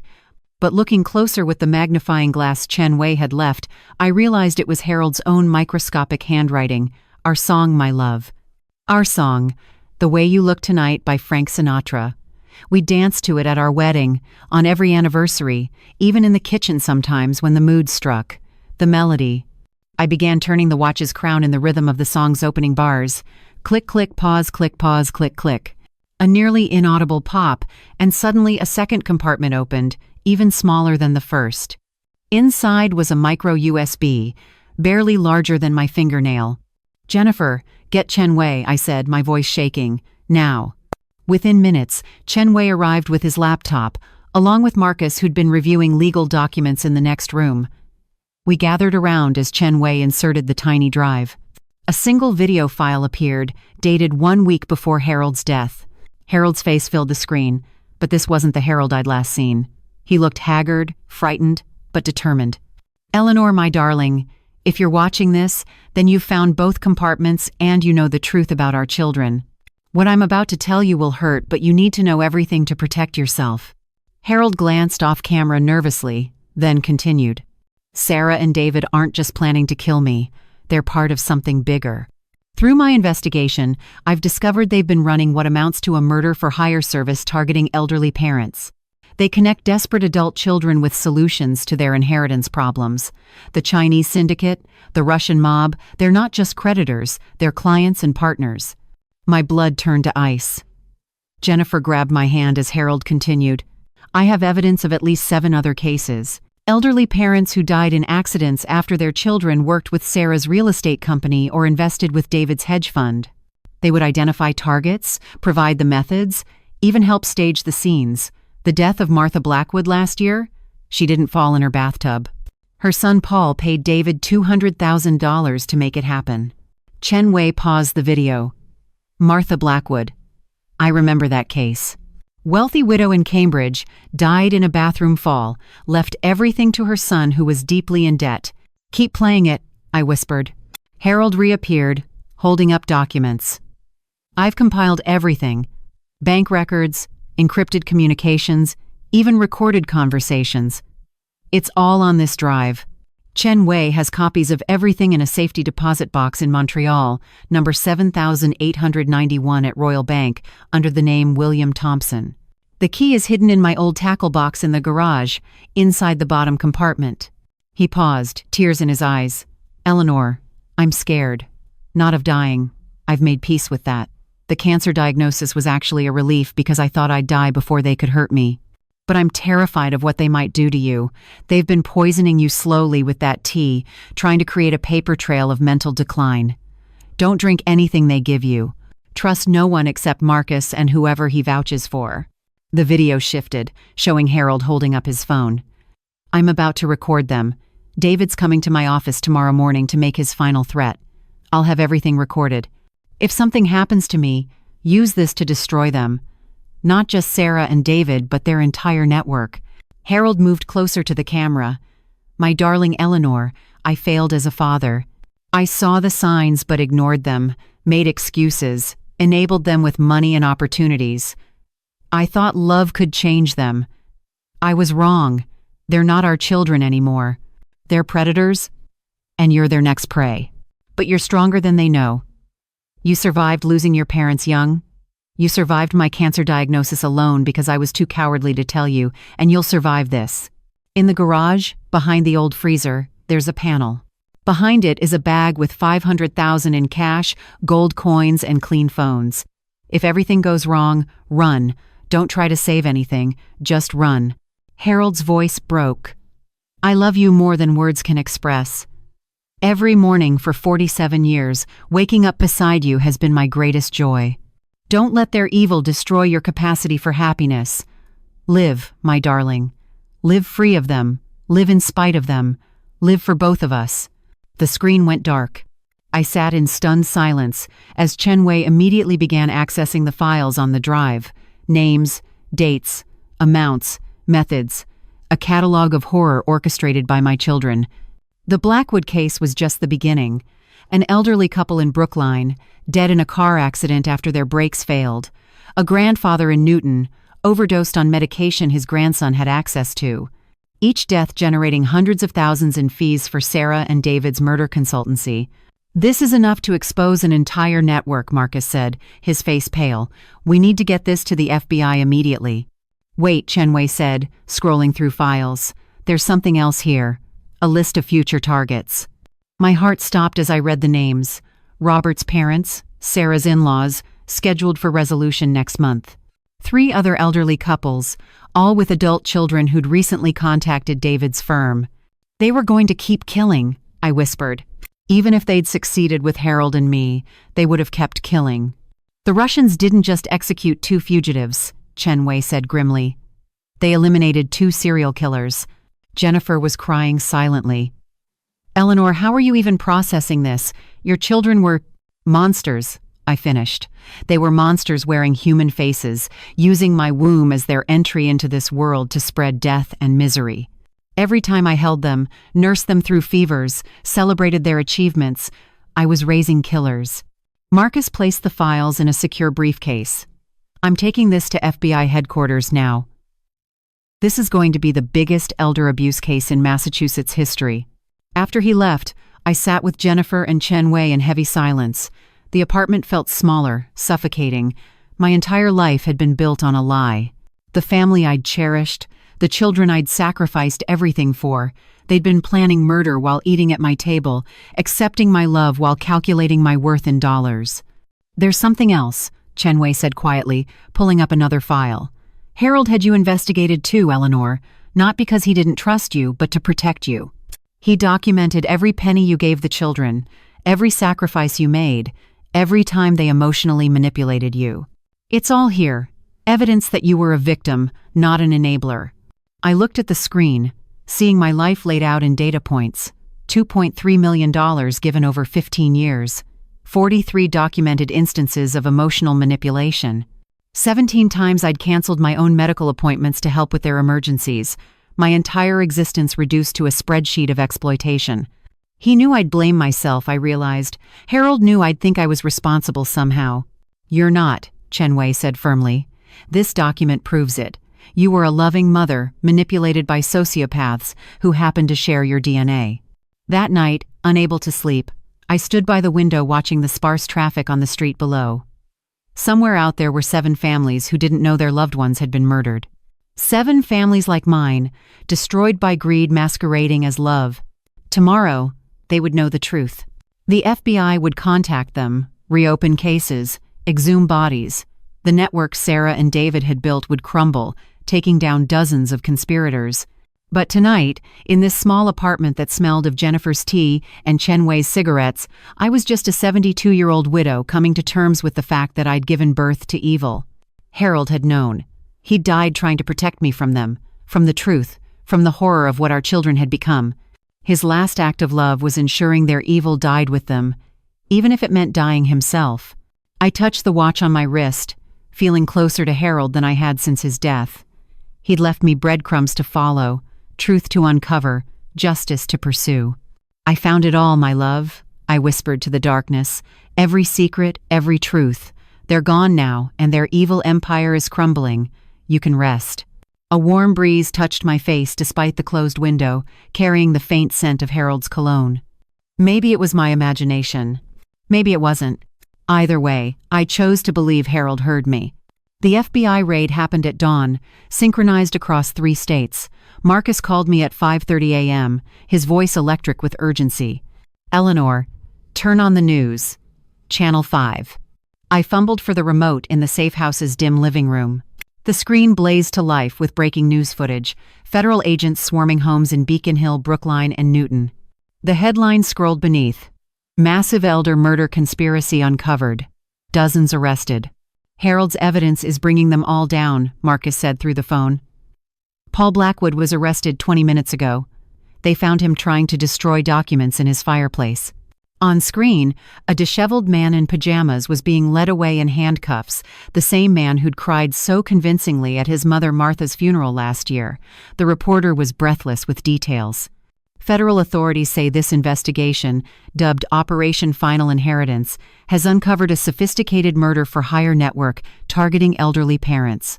The masterminds, recently deceased siblings Sarah and David Mitchell, allegedly orchestrated at least 7 murders, with more suspected. I muted the television, unable to hear my children's names spoken so clinically. Jennifer emerged from her bedroom, wrapping a robe around herself. "Eleanor, you all right?" "I need to go to the house," I said suddenly. "Harold's tackle box, the cash he mentioned. We need to secure it before the FBI seizes everything." Chen Wei, ever vigilant, had been sleeping on the couch. He sat up immediately. "Too dangerous. The media will be swarming your property." "Then we go now, before they arrive." "Against their protests," I insisted. 40 minutes later, we pulled into my garage through the back alley, avoiding the news vans already gathering on Beacon Street. The house felt like a tomb, cold and hollow despite the morning sun streaming through windows. Harold's tackle box sat exactly where he'd always kept it, covered in dust on the garage shelf. My hands trembled as I opened the bottom compartment. There, a small brass key with a Montreal address etched on the fob. "The safety deposit box," Chen Wei said. "We should retrieve it before authorities freeze all assets connected to the investigation." But I was already moving to the spot Harold had described, behind the ancient freezer that hadn't worked in years. Chen Wei helped me pull it away from the wall. There, just as Harold promised, was a panel. Behind it, a black duffel bag. Inside, neat stacks of $100 bills totaling $500,000, 40 gold coins, 3 clean phones still in boxes, and another letter. "My dearest Eleanor," it began in Harold's precise script. "If you're reading this, the worst has happened. This is your escape fund. No banks, no traces, no frozen accounts. Just freedom." But there was more in the bag. Property deeds I didn't recognize. One for a cottage in Vermont, purchased under the name Eleanor Thompson, another for a small apartment in Montreal, a third for a beach house in North Carolina. "He bought you safe houses," Chen Wei said, examining the documents. "All in different names, all paid in cash, all off the grid." "When?" I whispered. The dates on the deeds answered, "All within the last year." While Harold was dying of cancer, while our children were planning his murder, he'd been secretly building me escape routes. The Vermont cottage came with photos. A modest 2-bedroom home on 5 acres, surrounded by mountains, with a garden already planted. Harold had even included a note. "You always said you wanted to grow tomatoes without Boston's shadows." Jennifer touched my shoulder gently. "He really loved you, Eleanor. Every detail, every plan. It was all to protect you." My phone rang. Marcus. "Eleanor, you need to know something. The FBI found additional recordings in David's apartment, including one from the morning Harold died. I want to hear it." "Eleanor, I don't think." "I need to hear it, Marcus." He sighed. "Come to my office. Bring Chen Wei." 2 hours later, in Marcus's conference room, I listened to my husband's last moments. The recording was from David's phone, accidentally activated during the struggle. Harold's voice, weak but clear. "David, please. Think about your mother. This will destroy her." David's cold response, "She'll get over it. She got over losing her parents, didn't she? Besides, we'll take good care of her, right until her tragic suicide from grief." "You're not my son," Harold gasped. "My son died years ago. You're just wearing his face." "Dramatic to the end, Dad." "Sarah, hurry up with the second dose." Sarah's voice, clinical and detached. "Almost ready. Hold him steady." Harold's last words, barely a whisper. "Eleanor, forgive me. I should have protected you better." Then silence except for David saying, "Finally, let's get him in the car." I didn't realize I was screaming until Chen Wei and Jennifer were holding me, Marcus pressing tissues into my hands. The sound that came from me wasn't quite human. It was the keen of an animal whose mate had been slaughtered. They discussed my suicide while murdering him. I gasped between sobs, like I was an item on a checklist. "The recording is evidence," Marcus said gently. "It proves premeditation, proves conspiracy, proves everything. Even though they're dead, it clears Harold's name completely. The insurance companies can't deny claims. The estate is protected." "I don't care about money," I shouted. "I want Harold back. I want the children I thought I had. I want my life back." If this part really struck a chord with you, tap that like button to let me know you're with me. Do you see yourself in the character's journey? Drop your thoughts in the comments. I can't wait to hear your take. But even as I raged, I knew the truth. That life had been an illusion, built on Harold's desperate hope that love could redeem our children. That afternoon, Chen Wei and I flew to Montreal to retrieve the contents of Harold's safety deposit box. The bank vault was austere, silent, befitting the secrets it held. Box 7891 was larger than expected. Inside, more evidence files, backup drives, and shockingly, bearer bonds worth $20 million. Harold liquidated part of his retirement secretly, Chen Wei explained, examining the bonds. These are untraceable, internationally valid. He was planning for every contingency. There was also a USB labeled "Simply Watch This Last." Back in the hotel room, I steeled myself and played it. Harold appeared on screen, but this time he was in his doctor's office. Dr. Brennan sat beside him. "Eleanor," Harold began, "I'm recording this with Dr. Brennan as witness. Today is January 15th. I've just been diagnosed with stage 2 pancreatic cancer. Dr. Brennan, please explain." The doctor, a kind-faced woman in her 50s, spoke. "Mrs. Mitchell, your husband's cancer is aggressive but treatable. With surgery and chemotherapy, we estimate 18 to 24 months, possibly more." Harold continued, "I'm refusing treatment, Eleanor, not because I want to die, but because I need to use whatever time I have left to protect you. Our children have revealed their intentions. If I'm weak from chemo, hospitalized, vulnerable, they'll strike. I need to be strong enough to document everything, arrange everything." He looked directly at the camera. "I'm choosing to die on my feet rather than live on my knees. I'm choosing to spend my last months as your protector rather than your patient. Please forgive me for not telling you. You would have tried to save me, and in doing so, you would have exposed yourself to them." Dr. Brennan added, "I've provided Harold with pain management medication to keep him comfortable and functional. This decision is entirely his, made of sound mind." The video ended with Harold saying, "I love you, Eleanor. Every choice I've made has been to ensure you survive them. Live for me. Live despite them. Live. I sat on the Montreal hotel bed, clutching the bonds worth $20 million, property deeds for 3 safe houses, evidence that had exposed a murder network, and felt the full weight of Harold's sacrifice. He had known he was dying. He had known our children were monsters. He had known they would come for him and then for me. And he had spent his final months not seeking treatment that might have given us more time together, but building a fortress of protection around me. He chose me over himself, I whispered to Chen Wei. He chose my survival over his own. That's true love, Chen Wei replied simply. Not the performative kind your children displayed for money, but the real kind that sacrifices everything. That night, I made a decision. I would take Harold's money, his safe houses, his carefully laid plans, and I would disappear. Not because I was afraid, but because it's what Harold had died to give me: freedom. The media could speculate, the FBI could investigate, the families of the other victims could sue the estates. But Eleanor Mitchell would vanish, and Eleanor Thompson, or whatever name I chose, would emerge somewhere new, finally free from the shadow of the monsters I'd birthed. Harold had given me one last gift: the permission to live without guilt, without obligation to the dead who'd tried to kill me. Tomorrow, I would begin my new life. But tonight, I would mourn the man who'd loved me enough to die, protecting me from our own children. The next morning in Montreal, I woke to find Chen Wei on his phone, speaking in hushed Mandarin. When he saw me, he quickly ended the call. Something in his expression made my blood run cold, the same calculated look I'd seen in Sarah's eyes when she was planning something. "Who were you talking to?" I asked, trying to keep my voice casual. "Just my security team," he replied smoothly, too smoothly, "checking on your house." But I'd lived with liars for 45 years. I knew the tells, the slight shift of eyes, the defensive posture, the answer that came too quickly. "Chen Wei," I said slowly, "how much are the bearer bonds worth again?" "20 million, he answered without hesitation. "Strange.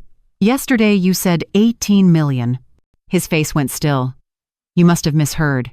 No, I hadn't misheard. And suddenly, pieces started falling into place. Chen Wei had appeared so conveniently after Harold's death, he'd known exactly where to look for evidence. He'd been the one to suggest we come to Montreal immediately, before authorities could freeze assets. "Show me your identification," I said. "Eleanor, what's this about?" "Your identification. Now." He reached for his wallet, but I saw his other hand moving toward his pocket. I grabbed the hotel room phone. "I'm calling Marcus," I said. "Let's verify your credentials together." "That's not necessary." "But I was already dialing." Marcus answered on the second ring. "Marcus, I need you to confirm something. What's the name of the private investigator Harold hired?" "Stephen Chen." "Why?" "Stephen Chen, not Chen Wei." I looked at the man I'd trusted with my life, who'd been in my home, who knew about all of Harold's hidden assets. "You're not the real investigator," I whispered. His mask finally dropped completely. "Smart woman. Too bad you figured it out too late." He lunged for the bonds, but 72 years old or not, I'd been a nurse. I knew how to move quickly in crisis. I grabbed the hotel's ice bucket and swung it at his head with all my strength. He staggered back, blood streaming from his temple. "Security!" I screamed. "Help! Security!" Chen Wei, or whoever he was, tried to grab the briefcase with the bonds, but I held on with both hands, screaming continuously. The door burst open. Hotel security rushed in, followed by Jennifer, who'd heard the commotion from the adjoining room. "He's a fraud," I gasped. "He's trying to steal Harold's money." Within minutes, Montreal police had arrived. As they cuffed him, the truth came spilling out. His real name was Wei Zhang, a former associate of the Chinese syndicate Sarah had been working with.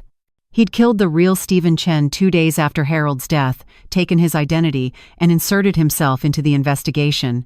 "Your husband was smarter than we thought." Wei Zhang spat as police led him away. He used Chen to hide his money, but Chen got greedy, tried to keep it for himself. So we dealt with him. Then you practically invited me in. My legs gave out. Jennifer caught me before I hit the floor. Everyone I'd trusted was corrupt. Everyone who claimed to help had ulterior motives. "We need to get you back to Boston," Jennifer said, "to Marcus, to safety." But was Marcus safe? The doubt, once planted, grew like cancer. Marcus had been Harold's friend, yes, but he'd also known about all the hidden assets. He'd been very quick to suggest I leave my house, very eager to handle the evidence personally. On the flight back to Boston, I made a decision. I would test Marcus the way Harold had apparently been testing everyone. At his office that afternoon, I watched him carefully as I spoke. Marcus, I've decided to liquidate everything immediately. The bonds, the properties, everything. I want to donate it all to charity. His face went pale. Eleanor, that's hasty. You should think about your future. My future? Or your fees? What are you implying? I'm implying that everyone around me seems very concerned about Harold's money. You've been pushing me to sign papers to grant you power of attorney for my protection. How much were you planning to take, Marcus? His face flushed red. How dare you? I've been protecting you. Have you? Or have you been protecting your access to my assets? I pulled out my phone, showing him a recording app. I've been recording our conversations, Marcus, just like Harold did. Including the one last week where you suggested I might be too traumatized to manage my own finances. The color drained from his face completely. Eleanor, you misunderstood. Did I? Did I also misunderstand the call you made to David the day before Harold died? Oh yes, Wei Zhang wasn't the only one doing investigations. I hired my own investigator, a real one this time. It was a bluff, but Marcus didn't know that. His shoulders sagged in defeat. It wasn't supposed to happen like that, he said quietly. David came to me months ago. He knew about the cancer, knew Harold was hiding assets. He offered me 20% if I helped them get power of attorney. I refused, I swear. But I did tell him about the safety deposit box in Montreal. The betrayal hit like a physical blow. Marcus, who'd held my hand through the worst days of my life, who'd seemed like my protector, had been feeding information to my children's murder plot. You knew they were going to kill him, I said flatly. No, I thought they were just going to pressure him, maybe threaten legal action. I never imagined. Get out, Jennifer said from behind me. I hadn't even heard her enter. Get out before I call the police. Marcus grabbed his coat and fled, but not before saying, The bonds, Eleanor. David promised the Russians those bonds. They'll come for them. After he left, I sat in his abandoned office, looking at the Boston skyline Harold and I had once admired together from these same windows. Everyone was corrupt. Everyone was compromised. The only person I could trust was Jennifer, and even she. You're wondering if you can trust me, Jennifer said softly, reading my expression. You're wondering if I have an angle too. I nodded, too exhausted to lie. She pulled out her phone, showed me her banking app. I have $800,000 in savings. My grandmother left me an inheritance 5 years ago. I don't need your money, Eleanor. I'm here because you were the only person at the hospital who treated me like a human being when I was a scared new nurse. You were kind to me when no one else was. She showed me text messages from Sarah from 2 years ago. Stay away from my mother. She doesn't need another daughter. She has me. Your daughter tried to destroy my career because she was jealous that you and I were friends, Jennifer continued. She got me fired from Mass General with false accusations. You never knew because I didn't want to cause problems in your family. I looked at this young woman who'd stayed by my side through hell, who'd held my hair while I vomited from grief, who'd risked her safety to protect me. Harold left me 3 properties, I said finally. The Vermont cottage. Would you come with me? I can't do this alone anymore. Jennifer took my hand. Of course. We'll leave tonight. But first, there was something I had to do. I drove to Harold's grave for the first time since the funeral. His headstone was simple, elegant, just as he'd wanted. I knelt in the cold grass, placing my hand on the marble. Everyone betrayed us, my love, I whispered. Everyone we trusted was working an angle. But you knew, didn't you? That's why you made so many contingency plans. That's why you hid money in so many places. The wind picked up, swirling leaves around me. I'm leaving Boston. I'm taking what you left me and disappearing, just like you planned. But Harold, I'm so tired of being afraid. I'm tired of looking over my shoulder, of questioning everyone's motives. A cardinal landed on Harold's headstone, his favorite bird. It chirped once, tilted its head at me, then flew away toward the north, toward Vermont. I took it as a sign. That night, Jennifer and I loaded her car with only essentials.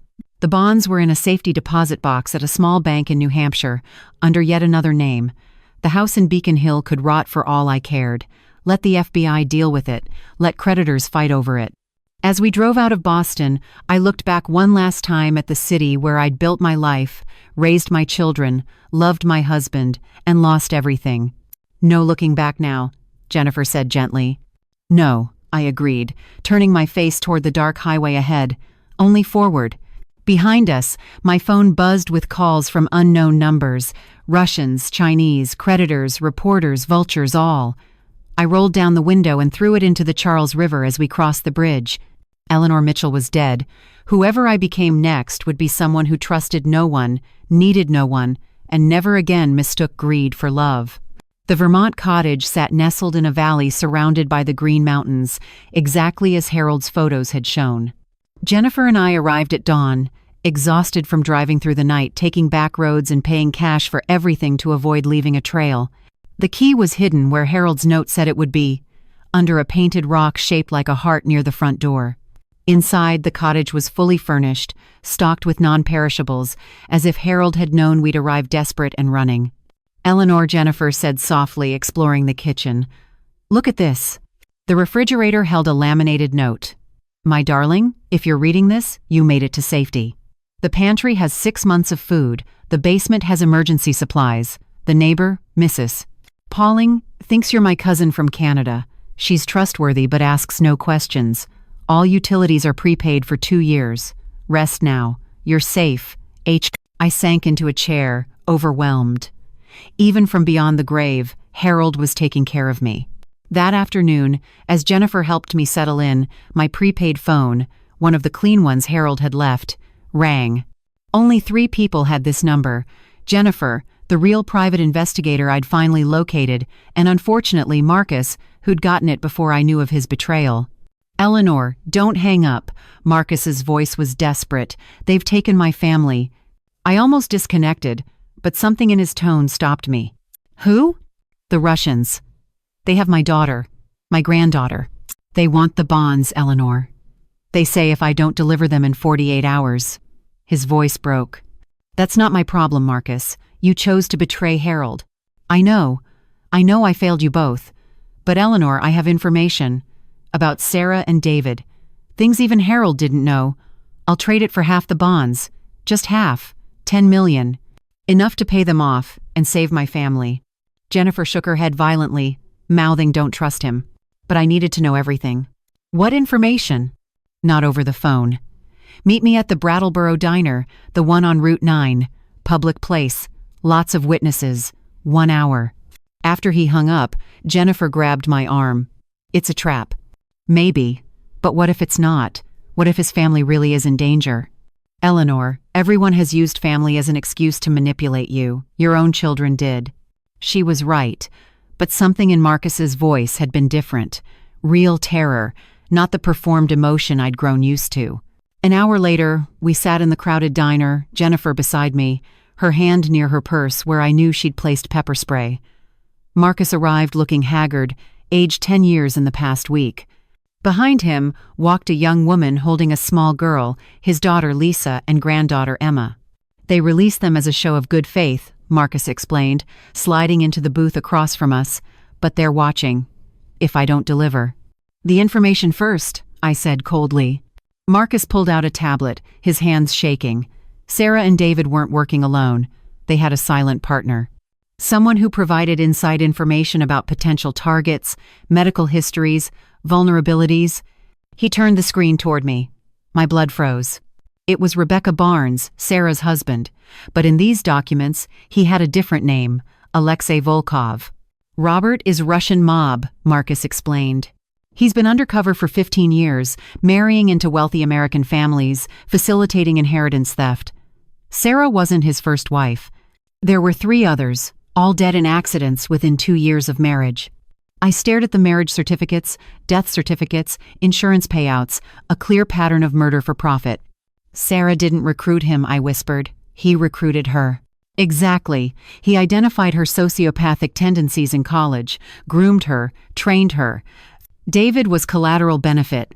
Robert, Alexei, He's the real mastermind. And Eleanor, he's not dead." "What?" Jennifer gasped. Marcus pulled up a surveillance photo dated 2 days ago. Robert divided by Alexei at Logan Airport, boarding a flight to Switzerland. He faked his grief, played the victim, let Sarah and David take the fall. He's got millions hidden in Swiss accounts from his previous marriages. And now he's free, with everyone thinking he's just a grieving widower. My mind reeled. The man who'd stood at Sarah's funeral, whose children had cried for their grandmother, was a professional killer who'd turned my daughter into a weapon against her own family. "There's more," Marcus continued. "The cancer diagnosis? Harold didn't have cancer." The diner seemed to tilt. "What?" "The medical records were falsified. Dr. Brennan, she's real, but she never treated Harold. Someone hacked the hospital system, created fake records. Harold believed he was dying because David showed him falsified test results. He made all those desperate plans, refused treatment for a disease he didn't have, all based on a lie. I couldn't breathe. Harold had sacrificed everything, thinking he had months to live, when he could have had years, decades maybe. Who falsified the records? Robert. He has connections at Mass General. He needed Harold to be desperate, paranoid, isolated from normal support systems. A man thinking he's dying makes different choices than a healthy man. Jennifer handed me water as I struggled to process this. So, Harold died for nothing. He could have fought them legally, could have exposed them without sacrificing himself, Marcus finished. Yes. Robert counted on Harold's nobility, his instinct to protect you even at the cost of his own life. Why are you telling me this? I asked. Really? Marcus looked at his daughter, his granddaughter coloring quietly in a notebook. Because I helped create this monster. My greed, my weakness enabled them. Harold was my friend for 30 years, and I betrayed him for money. I can't undo that. But I can try to make it right. He pulled out a flash drive. Everything's on here. Robert's real identity, his previous murders, his Swiss accounts, even the names of his contacts at the hospital. Enough to destroy him completely. And you want $10 million for it? No, Marcus said quietly. I want $10 million for them. He nodded to his family. Take the information. Do what Harold would have done. Get justice. But please, help me save my family. They don't deserve to pay for my sins. I looked at little Emma, innocent, maybe 5 years old, coloring a picture of a butterfly. The same age Sarah had been when she'd drawn our family portrait, before money poisoned everything. $5 million, I said. And you disappear. Change your names, leave the country, never contact me again. Eleanor, no, Jennifer protested. But I was tired of death, tired of revenge. Marcus was weak and greedy, but he wasn't evil. Not like Sarah and David had become. Not like Robert. Deal, Marcus said, tears streaming down his face. Thank you. We made the exchange in the diner parking lot, bearer bonds for the flash drive and all his physical evidence. As his family drove away, heading for a new life somewhere far from Boston's shadows, Jennifer turned to me. That was incredibly generous. Or incredibly stupid. Maybe both. But Harold would have done the same. He always believed in redemption, even when people didn't deserve it. Back at the cottage, I studied the evidence against Robert divided by Alexei, 4 wives over 15 years, each marriage lasting exactly long enough to avoid suspicion, ending in accidents that left him wealthy. Sarah had been his masterpiece, a partner rather than a victim, someone to share the killing with. We have to stop him, Jennifer said. He'll do it again. I thought about Harold, dying for a disease he never had. About Sarah and David, corrupted and trained to kill by a monster who walked free. About 4 other families destroyed by this man. Yes, I said, picking up the phone, we do.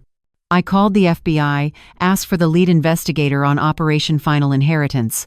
When Agent Morrison came on the line, I said simply, I have information about the real mastermind, and proof that Harold Mitchell was murdered by a Russian agent named Alexei Volkov. 3 hours later, our cottage was swarming with federal agents. By morning, Robert's photo would be on every watch list, his accounts frozen, his past exposed. He'd become the hunted instead of the hunter. As night fell over the Vermont mountains, I stood on the porch Harold had imagined me enjoying, looking at stars he'd never see. Jennifer brought me tea, chamomile tested for poison, a habit we'd both developed. "Do you think Harold knows?" she asked. "That we got them all?" "I hope so," I said. "I hope wherever he is, he knows that his death meant something, that justice was served." But even as I said it, I knew justice was a cold comfort. I'd rather have Harold, cancer and all, than all the justice in the world. I'd rather have children who loved me poorly than children who'd tried to kill me for money. The stars offered no answers, only their ancient, indifferent light. Tomorrow, I would begin the long process of healing, of building a new life in this cottage Harold had prepared for me. But tonight, I would mourn everything Robert divided by Alexei had stolen, not just Harold's life, but the years we could have had if not for a lie about cancer. The real cancer had been human greed, metastasizing through my family until it killed everything I loved. The FBI had set up a temporary command center in our Vermont cottage's living room. Agent Patricia Morrison, the lead investigator I'd spoken with in Boston, sat across from me with a laptop, her face grave. "Mrs. Mitchell, what you're about to hear was recovered from Robert Barnes, or rather Alexei Volkov's apartment. He thought he'd destroyed everything, but our tech team recovered this from a damaged hard drive." She pressed play. Sarah's voice filled the room, but younger, laughing. The recording was dated 8 years ago. "Robert, this is insane. You want me to kill my own parents?" Robert's voice, that cultured Boston accent I now knew was fake. "Not immediately, my love. First, we build the network, test it on others, perfect the method. Your parents are the ultimate goal, but we need practice." "Practice?" Sarah sounded intrigued rather than horrified. "Like who?" "Your friend Madison's grandmother. She's worth $12 million, dying of dementia anyway. Madison contacted me last week. She's desperate, about to lose her house." I gripped Jennifer's hand as the recording continued. They discussed murder like a business plan, my daughter's voice growing more animated as she realized the potential profit. "But wait," Sarah said on the recording. "What about David? He'd never." "David has a gambling problem he thinks no one knows about," Robert interrupted. "He owes dangerous people money. When the time comes, he'll be desperate enough to participate. Trust me, I've done this before." Agent Morrison paused the recording. "There are hundreds of hours like this. Robert documented everything, probably for blackmail purposes. He never trusted your children completely." "Play more," I said, though my stomach churned. She clicked another file, dated 2 years ago. This time, David was present too. "The old man's getting suspicious," David said. "He hired that investigator. Stephen Chen?"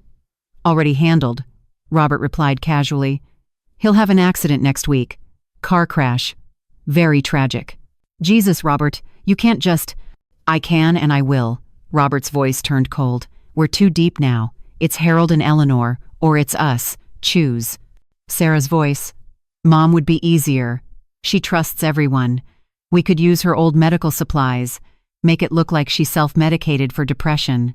"No," David said. "Dad first. He's the real threat." They debated my murder versus Harold's like comparing grocery prices. My children, discussing the optimal way to kill their parents while Robert moderated like some satanic marriage counselor. Agent Morrison clicked to another file. This one's from the morning Harold died. Harold's voice, strong and clear. "I know what you're planning." Robert laughed. "Do you? Then why did you come here alone?" "Because I needed to look my daughter in the eye and ask her myself. Sarah, baby, is this really who you've become?" A long pause, then Sarah. "You were never supposed to find out this way, Dad." "So it's true. You're planning to kill your mother and me." "You're dying anyway," David interjected. "The cancer." "There is no cancer," Harold's voice rose. "I had 3 independent doctors check. The diagnosis was fake. You created false medical records to manipulate me." Silence, then Robert. "Well, this accelerates our timeline." The sounds of struggle, Harold gasping, Sarah saying coldly, "Hold him steady. The first dose goes in the neck." I ran to the bathroom and vomited until nothing remained. Jennifer held my hair back while Agent Morrison waited patiently. When I returned, shaking, she had tissues ready. "There's one more you need to hear," she said gently. "It explains everything." This recording was older, 15 years ago. A younger Robert with a slight Russian accent he'd later trained away, talking to someone in Russian. Agent Morrison provided translation subtitles on her laptop. "The Mitchell girl is perfect," Robert was saying. "Beautiful enough to maintain my cover, sociopathic enough to be groomed. Her parents have money, but more importantly, they have connections. Through Harold Mitchell, I can access dozens of wealthy families." The other voice responded, "And if she refuses to cooperate, then she has an accident like my previous wives. But I don't think that will be necessary. I've studied her psychological profile. She craves power, resents her parents' modest lifestyle. She's a natural killer waiting for permission. My daughter hadn't been corrupted by Robert. She'd been specifically chosen because she was already corrupt. He'd simply nurtured what was already there." "We've arrested Robert," Agent Morrison said. "Swiss authorities grabbed him at the Zurich airport. He's being extradited. With these recordings and the evidence you provided, he'll never see freedom again." "What about Madison, the friend whose grandmother?" "Arrested this morning. The network is completely dismantled. 23 people in custody. 23 people. 23 families destroyed by greed." That night, unable to sleep, I walked through Harold's cottage, touching things he'd placed for me. The kitchen table where he'd imagined me having morning coffee.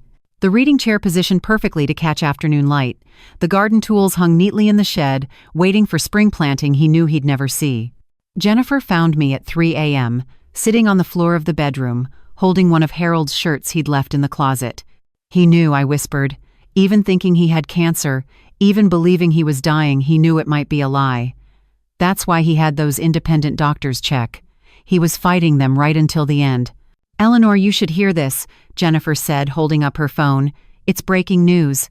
The headline read, "Russian Spy Network Exposed in Elderly Murder Conspiracy, Decades of Deaths Now Under Investigation."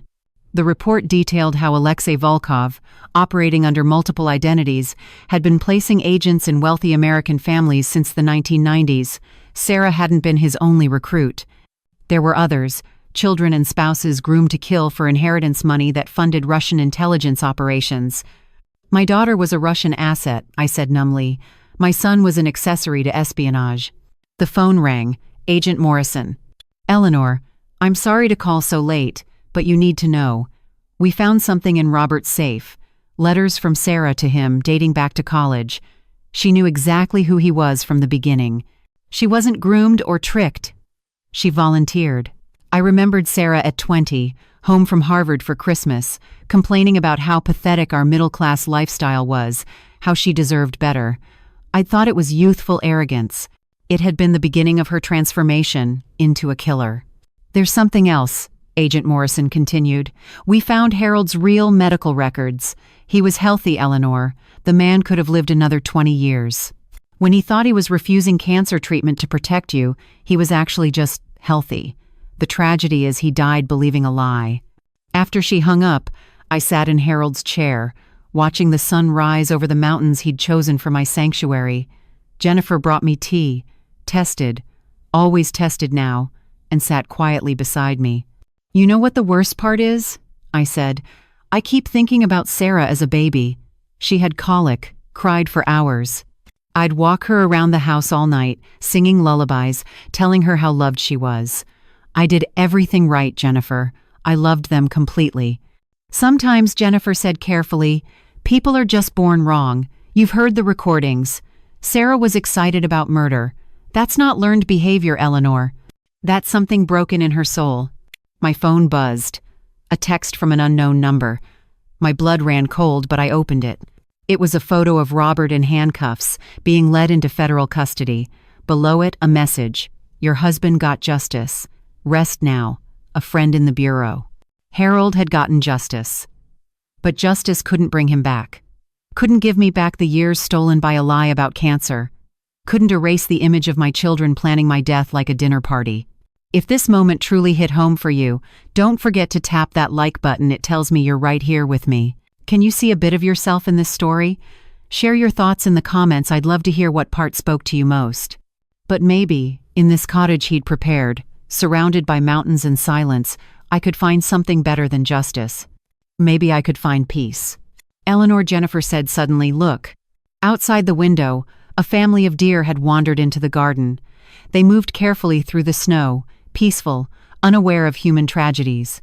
One of them looked directly at me, held my gaze for a moment, then continued grazing. Life going on despite everything. Harold would have loved this view. He would have named the deer, put out food for them, worried about them in winter. He would have found joy even in the shadow of death. I could honor him by trying to do the same. "Help me make breakfast," I told Jennifer. Harold left instructions for his famous pancake recipe. Let's see if he was as good a teacher on paper as he was in person. We cooked as the sun rose higher, the cottage filling with warmth and the smell of maple syrup. Outside, the deer continued their morning ritual, and somewhere, Harold's killers faced justice. It wasn't happiness, not yet, but it was a beginning. The FBI raid happened simultaneously across 3 states at exactly 5 o'clock in the morning, 2 days after Agent Morrison had played those horrific recordings for me. I watched the news from Harold's cottage, Jennifer beside me, as helicopters circled above Robert's Brookline mansion, the estate Sarah had been so proud of. Breaking news this morning, the anchor announced breathlessly. Federal agents are conducting massive raids connected to what they're calling the largest elder murder conspiracy in U.S. history. We're going live to Brookline, where SWAT teams have surrounded the home of Robert Barnes, also known as Alexei Volkov. The screen showed Robert being dragged from his house in handcuffs, no longer the polished businessman but disheveled, screaming in Russian. Behind him, agents carried box after box of evidence. Then the camera caught something that made my heart stop. Sarah's children, my grandchildren, being let out by Child Protective Services. "Oh God," I whispered, "the children." Jennifer gripped my hand. "They'll be okay. They have Robert's parents."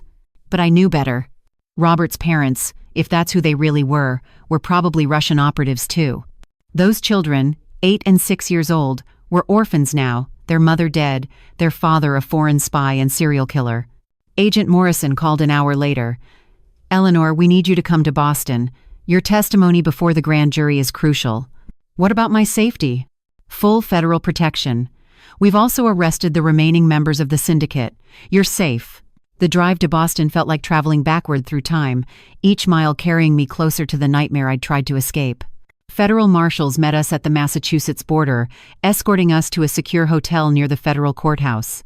That evening, Agent Morrison visited with more evidence. "We've been through everything in Robert's house. Eleanor, he had surveillance equipment throughout your home. He'd been watching you and Harold for years." She showed me photographs, tiny cameras hidden in picture frames, in light fixtures, even in the bathroom medicine cabinet. My privacy, my intimate moments with Harold, all violated by the man my daughter had married. "There's something else," Morrison continued, pulling out a laptop. "We found Sarah's personal journal. Digital, password protected. She documented everything, like she was proud of it. I didn't want to read it, but I needed to understand." The first entry was from 10 years ago. "Met with R again today. He says I'm a natural, that most people have to overcome their conscience, but I don't have one to overcome. He's right. When I imagine Mom and Dad dead, I feel nothing, except excitement about the money. R says this makes me special, evolved beyond primitive emotional attachments." Entry after entry detailed her growing obsession with our deaths. She'd planned dozens of scenarios, calculating probabilities, discussing methods with Robert like they were planning a vacation. One entry from 6 months before Harold's death made me physically ill. "Dad hugged me today, told me he loved me." I hugged him back, imagining how his body would look at the bottom of the stairs. Mom made my favorite dinner. I smiled and thanked her while calculating how much propofol it would take to stop her heart. R says I'm getting better at maintaining my mask. The parents suspect nothing. "She called us the parents," I said numbly, "not Mom and Dad. The parents. Like we were specimens." "There's one entry you need to see," Morrison said gently, scrolling to a date 3 days before Harold's death. "Tomorrow, we tell Dad about the fake cancer." R's contact at the hospital planted the records perfectly. Watching him process his own mortality will be fascinating. I wonder if he'll cry. Mom definitely will when we tell her. God, she's so weak, so emotional. At least Dad has some dignity. I'll almost miss him. Almost. The casualness of her cruelty took my breath away. This wasn't my daughter. This was a monster who'd worn my daughter's face for 45 years. The next morning, I testified before the grand jury. 23 jurors, all staring at me as I recounted the worst chapter of my life. I told them about Harold's kindness, his sacrifice, his desperate attempts to protect me even while believing he was dying. I told them about Sarah and David, about the gradual realization that my children were killers. "Mrs. Mitchell," the prosecutor asked, "do you believe Robert Barnes, also known as Alexei Volkov, was the primary orchestrator of your husband's murder?" "No," I said clearly. "He was the catalyst, but Sarah was an eager participant. The recordings prove that. She wasn't manipulated or forced. She volunteered to kill us for money." When I finished testifying, walking past the media circus outside, a familiar face appeared in the crowd. Madison Blackwood, Sarah's college friend whose grandmother had been their first victim. She looked destroyed, aged 20 years in the past months. "Mrs. Mitchell," she called out, "please, I need to talk to you." The marshals tried to intervene, but I stopped them. 5 minutes. Madison broke down sobbing. "I didn't know. I swear to God. I complained to Sarah about my grandmother's dementia, about how hard it was financially, but I never asked her to. I never wanted." "I know," I said quietly. "Sarah and Robert were predators. They looked for vulnerability and exploited it. My grandmother. She died thinking I didn't love her. The last thing she said was my name, asking why I wasn't there. I was at a party. Sarah insisted I attend, to establish an alibi. Another family destroyed by my daughter's greed. That afternoon, Child Protective Services contacted me. "Mrs. Mitchell, you're the children's only living relative, not under federal indictment. Would you consider taking custody?" Sarah's children, 8-year-old James and 6-year-old Lily. I'd seen them only a handful of times, Sarah always finding excuses to keep them away. "Grandma Eleanor is too busy," she'd tell them. "She doesn't really want to see you." "I need time to think," I told the social worker. But that evening they brought the children to the hotel. They stood in the doorway, James trying to be brave, Lily clutching a stuffed rabbit, both looking lost and terrified. "Grandma?" Lily whispered. "Mommy said you didn't like us." My heart shattered. Even with her children, Sarah had planted poison. "That was a lie, sweetheart," I said, kneeling to their level. "Your mommy told lots of lies. But I've always loved you, even from far away." "Is it true?" James asked, his voice older than his years. "What they're saying about Mom and Dad, that they're bad people? How do you tell an 8-year-old that his parents were killers, that his grandfather was murdered by his mother, that his entire life was built on blood money?" "Your parents made terrible choices," I said carefully. "They hurt people, including Grandpa Harold. But that doesn't mean you're bad. You're not responsible for what they did." "Dad's not dead," James said firmly. "He's just in jail. He'll come back." "No, sweetheart. He won't. He's going to prison for the rest of his life." Lily started crying. "I want Mommy." "I know, baby. I know." I held them while they sobbed, these innocent casualties of their parents' evil. Jennifer helped me get them settled in the adjoining hotel room, tucking them in, reading them a story about bears that had nothing to do with death or betrayal. "I can't raise them," I told Jennifer later, both of us sitting in the dark, listening to the children's restless sleep. "Every time I look at them, I see Sarah. I see Harold's killer." "They're not Sarah," Jennifer said gently. "They're victims, just like you. I'm 72 years old. I just lost my husband to their parents' greed. How can I start over as a mother? How can you not? They have no one else." I thought about Harold, what he would say.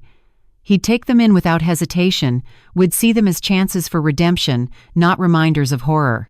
But Harold was dead, murdered by their mother, and I was just a broken old woman trying to survive each day. "1 week," I said finally. "I'll take them for 1 week, then decide." But as I watched them sleep, innocent faces unmarred by their parents' evil, I already knew the decision was made. Harold had sacrificed everything to protect me. The least I could do was protect his grandchildren from the legacy their parents had left them. They would grow up knowing the truth, but also knowing they were loved. They would carry the burden of their parents' crimes but not be defined by them. It's what Harold would have wanted. It's what would have horrified Sarah most, her children being raised by the woman she'd tried to murder, learning real love instead of performed affection, understanding that money meant nothing compared to genuine human connection. In the darkness, Lily whimpered. I went to her, smoothed her hair, whispered the same lullabies I'd once sung to her mother. the child relaxed, trustingly, heartbreakingly innocent. Perhaps this was how Harold's story truly ended, not with justice or revenge, but with redemption. Two innocent children, saved from becoming what their parents were. It wasn't the retirement Harold had planned for me, but it was a purpose, a reason to keep living in the shadow of so much death. The Massachusetts General Hospital psychiatric ward smelled of industrial disinfectant and despair. I sat in the evaluation room, James and Lily in the children's waiting area with Jennifer, while Dr. Patricia Hoffman assessed whether I was mentally capable of caring for my grandchildren. "Mrs. Mitchell," she began, her voice professionally neutral, "you've experienced severe trauma. Your husband was murdered by your children. Now you're being asked to raise those children's offspring. How are you processing this?" "I'm not," I said honestly. "Every morning I wake up hoping it was a nightmare. Every night I go to bed knowing it wasn't. But those children need someone, and I'm all they have. Do you resent them?" The question hung between us. Did I resent two innocent children for existing? For carrying Sarah's DNA? For having Robert's eyes? Sometimes I admitted. When James laughs, he sounds exactly like David did at that age. When Lily is stubborn, I see Sarah. But then I remember, they're victims too. They lost everything because of their parents' greed. Dr. Hoffman made notes. "You're 72. Raising two traumatized children will be exhausting. Are you prepared for that?" I raised two children mostly alone while Harold worked 80-hour weeks. I know what parenting demands. But those children became killers. The words stung because they were true. Yes. And I'll spend the rest of my life wondering what I did wrong. But maybe that makes me the right person to raise James and Lily. I know the signs to watch for now. The lack of empathy, the obsession with money, the casual cruelty Sarah showed even as a child that I excused as phases. You believe sociopathy can be inherited? Sarah's journal entries from age 12 show disturbing patterns. She wrote about dissecting frogs not for science class but for fun. About watching our neighbor's cat die after she fed it antifreeze, claiming it was an accident.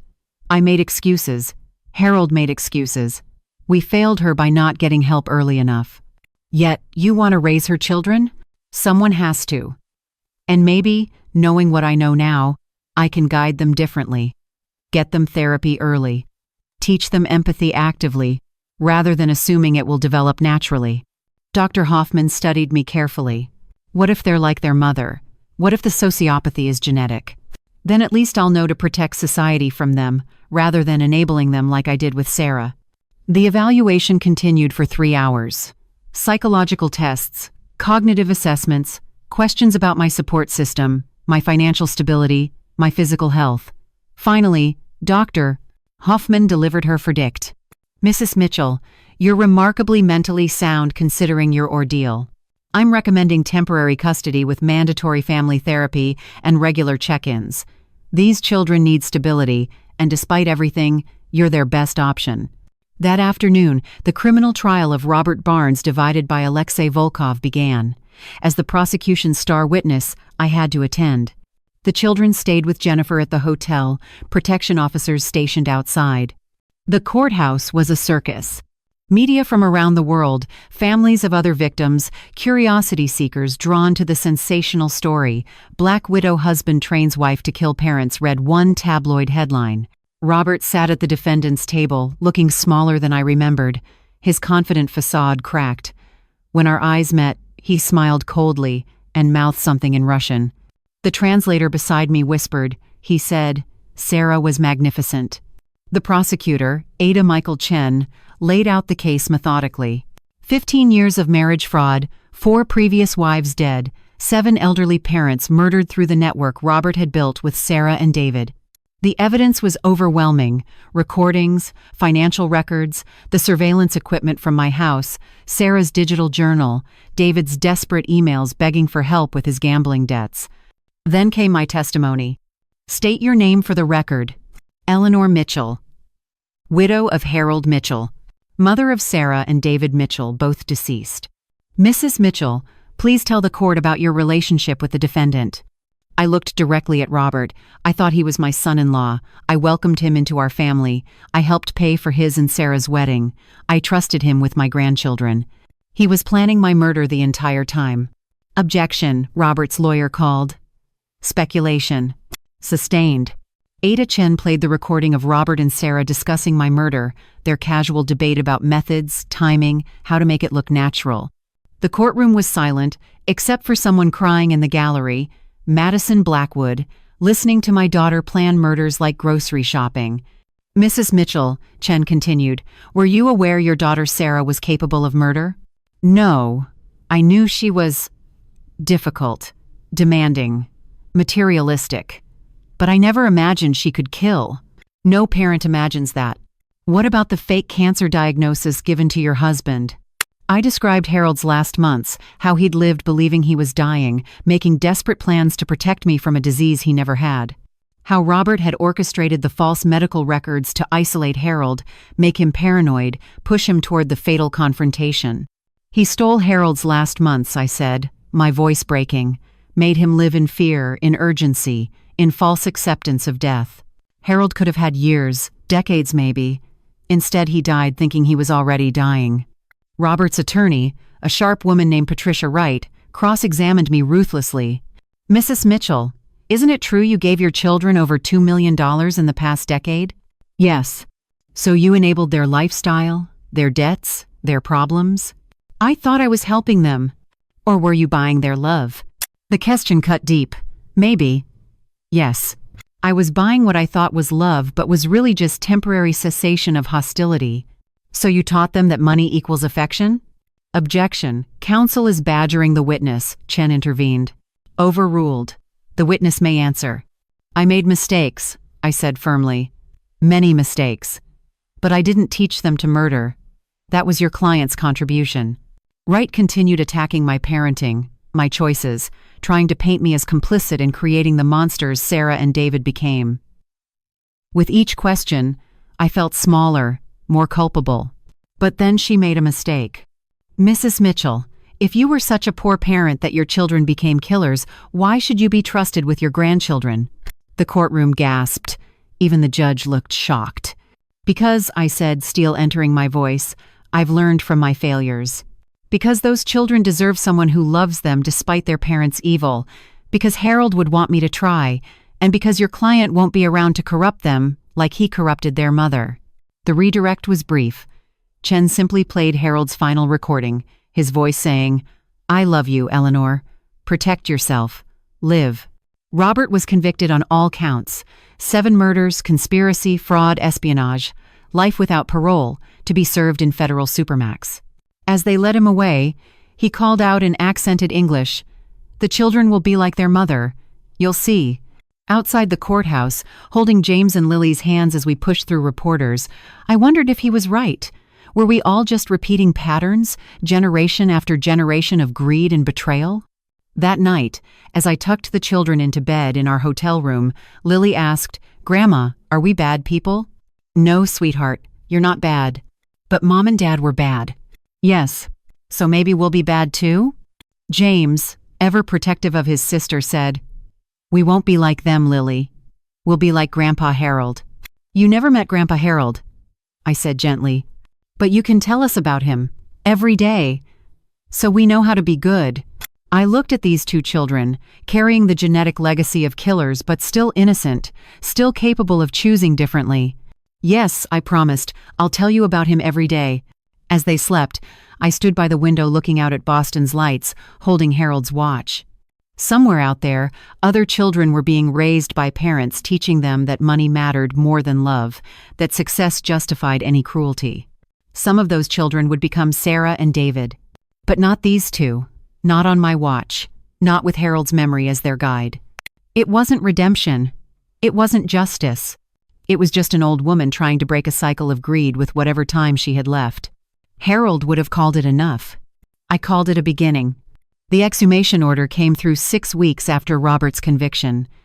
Harold's body would be removed from his grave at Mount Auburn Cemetery for a complete forensic autopsy.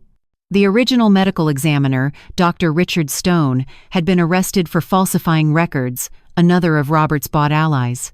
I stood at the cemetery in the pre-dawn darkness, James and Lily left with Jennifer at the cottage. They didn't need to see their grandfather's grave being opened. didn't need this image burned into their young minds. Agent Morrison stood beside me as the forensic team worked. "Eleanor, you don't have to be here." "Yes, I do." Harold faced his killers alone. "The least I can do is be here when the truth about his murder is finally revealed." The new medical examiner, Dr.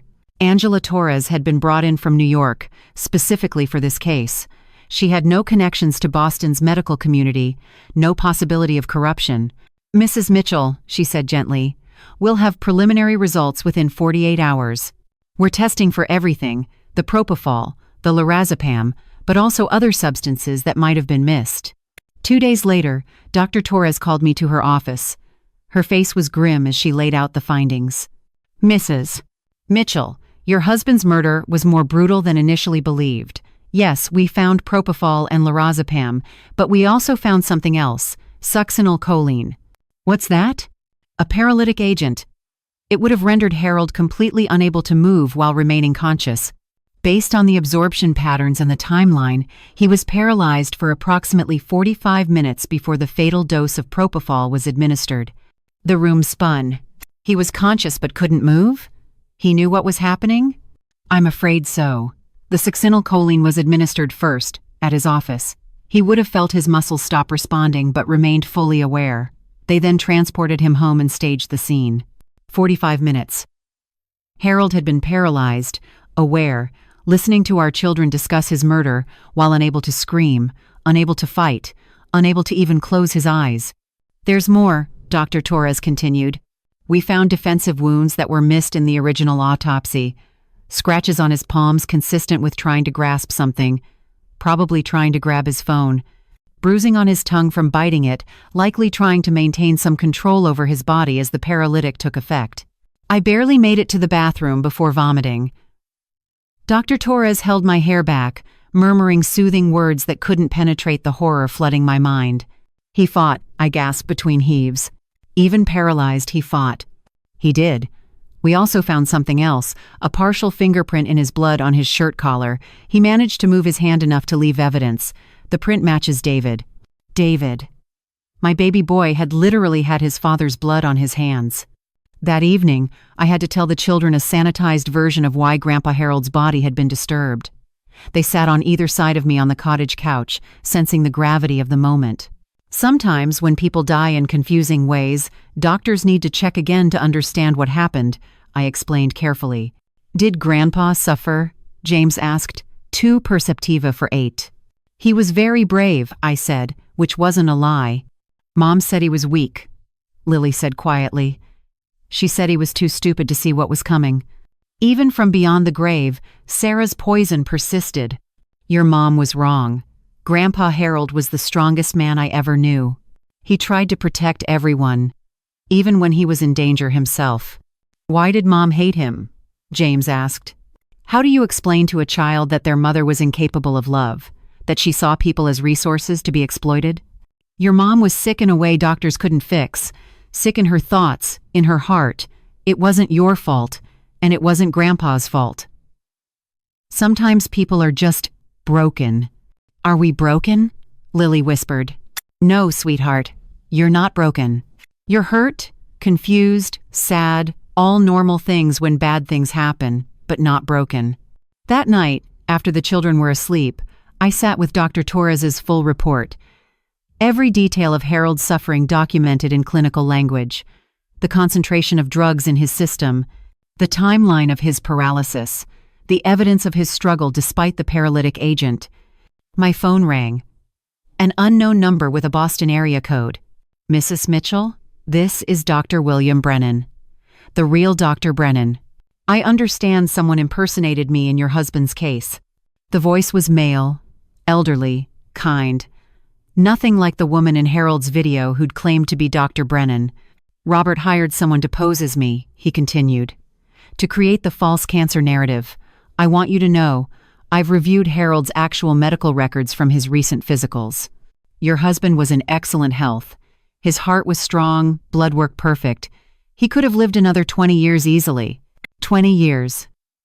20 years of mornings together, of shared dinners, of holding hands while watching TV, all stolen by our children's greed. "Thank you for telling me," I managed. "There's something else. Harold came to see me privately about a year ago. Not as a patient, but for advice. He was worried about Sarah and David, thought they might have inherited something. He asked about genetic testing for antisocial personality disorder." "What did you tell him?" "That genetics load the gun, but environment pulls the trigger. That even with genetic predisposition, children raised with love and proper boundaries usually develop normally." He seemed relieved but remained concerned. Harold had known. Somehow, he'd sensed what our children were becoming and tried to understand it scientifically. Tried to find a reason that wasn't our failure as parents.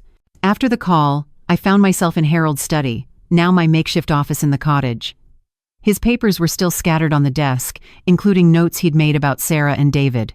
One page, dated 6 months before his death, read, "Sarah showed no emotion when Aunt Patricia died.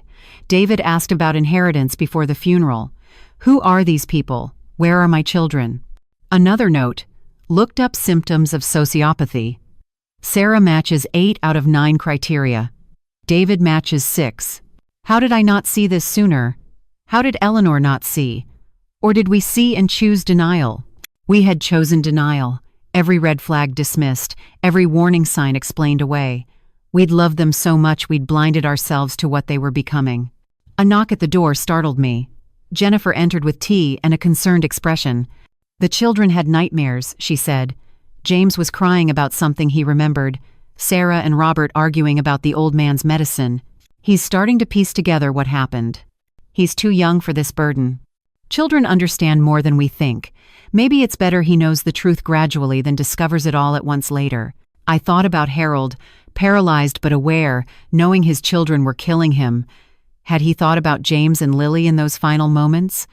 Had he worried what would become of them?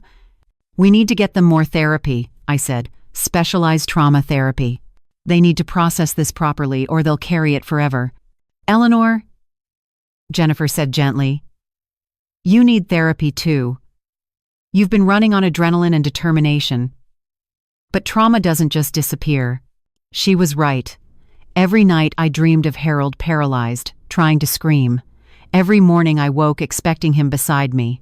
Every meal I cooked, I made portions for 2. Grief and trauma had become my constant companions. "After we get the children settled," I promised. But we both knew that was a lie. There would always be something more urgent than my own healing. The children's needs, the legal proceedings, the endless paperwork of death and custody. My phone buzzed. Another unknown number. Against my better judgment, I answered. "Is this Eleanor Mitchell?" A woman's voice, nervous. "Yes. I'm Patricia Volkov, Robert's real wife. In Moscow." My blood froze. His wife?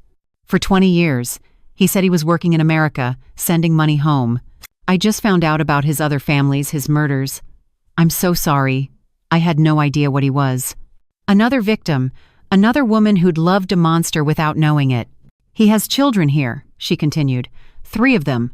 They think their father is a businessman who died in a plane crash. Should I tell them the truth? 3 more children. 3 more potential victims or potential predators. "I don't know," I said honestly.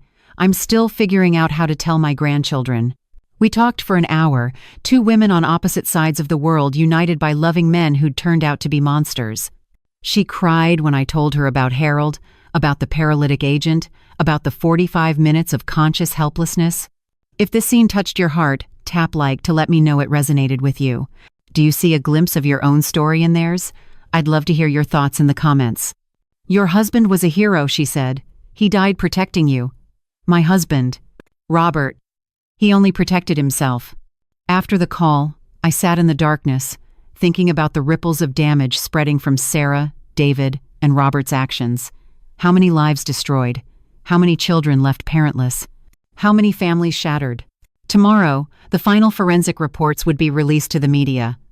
The world would know exactly how Harold died, exactly what our children had done. James and Lily would go to school knowing everyone knew their parents were killers. But tonight, they slept peacefully upstairs, dreaming whatever innocent dreams were still possible for them. I opened Harold's last letter again, reading his words, "Live, my darling, live fully, live freely." "I'm trying, Harold," I whispered to the darkness. "I'm trying." The courtroom was packed for Robert's sentencing.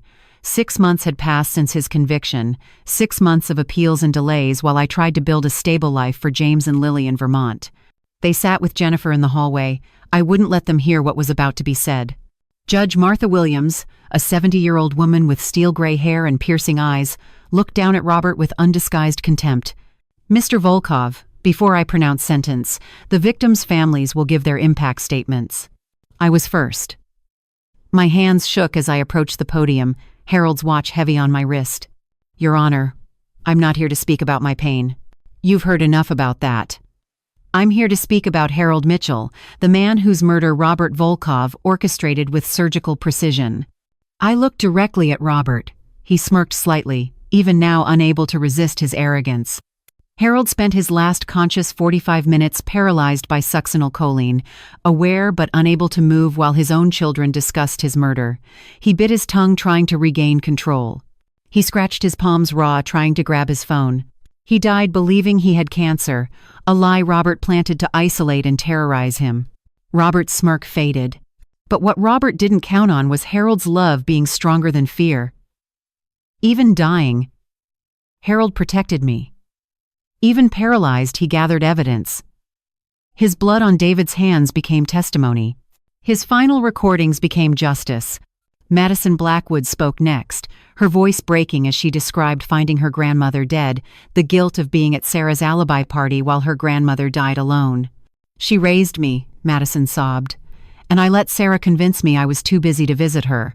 I'll never forgive myself. 6 more families spoke, each story a variation of the same horror. Elderly parents dead, children manipulated or recruited, inheritances stolen to fund Robert's network. Finally, Robert was allowed to speak. He stood, his orange jumpsuit a far cry from his former tailored suits. I regret nothing, he said simply. These people were weak, their children greedy. I merely facilitated natural selection.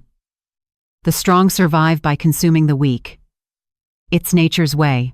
The courtroom erupted. Someone threw a shoe at him. The bailiffs restored order while Robert smiled, enjoying the chaos he still could create. Judge Williams's voice cut through the noise like a blade. Mr. Volkov, you speak of natural selection, but you're wrong. Humans evolved beyond mere survival through compassion, through caring for our elderly, through love. You're not evolution. You're devolution, a regression to something less than human. She paused, looking at her notes. For 7 counts of first-degree murder, conspiracy to commit murder, fraud, and espionage, I sentence you to 7 consecutive life terms without possibility of parole. You will die in prison, alone, forgotten, exactly as your victims died because of you. Additionally, she continued, all assets traced to your crimes, approximately $32 million, will be distributed to your victims' families and to organizations preventing elder abuse. Robert's composure finally cracked. That money is mine. I earned it. You stole it, Judge Williams replied coldly, and now justice steals it back. As they dragged Robert away, he screamed in Russian. The translator beside me whispered, he's cursing his children, saying they'll carry his poison in their blood. Outside the courthouse, reporters swarmed. Mrs. Mitchell, how does it feel to get justice? Empty, I said honestly. Justice doesn't resurrect the dead. But there was one more revelation waiting.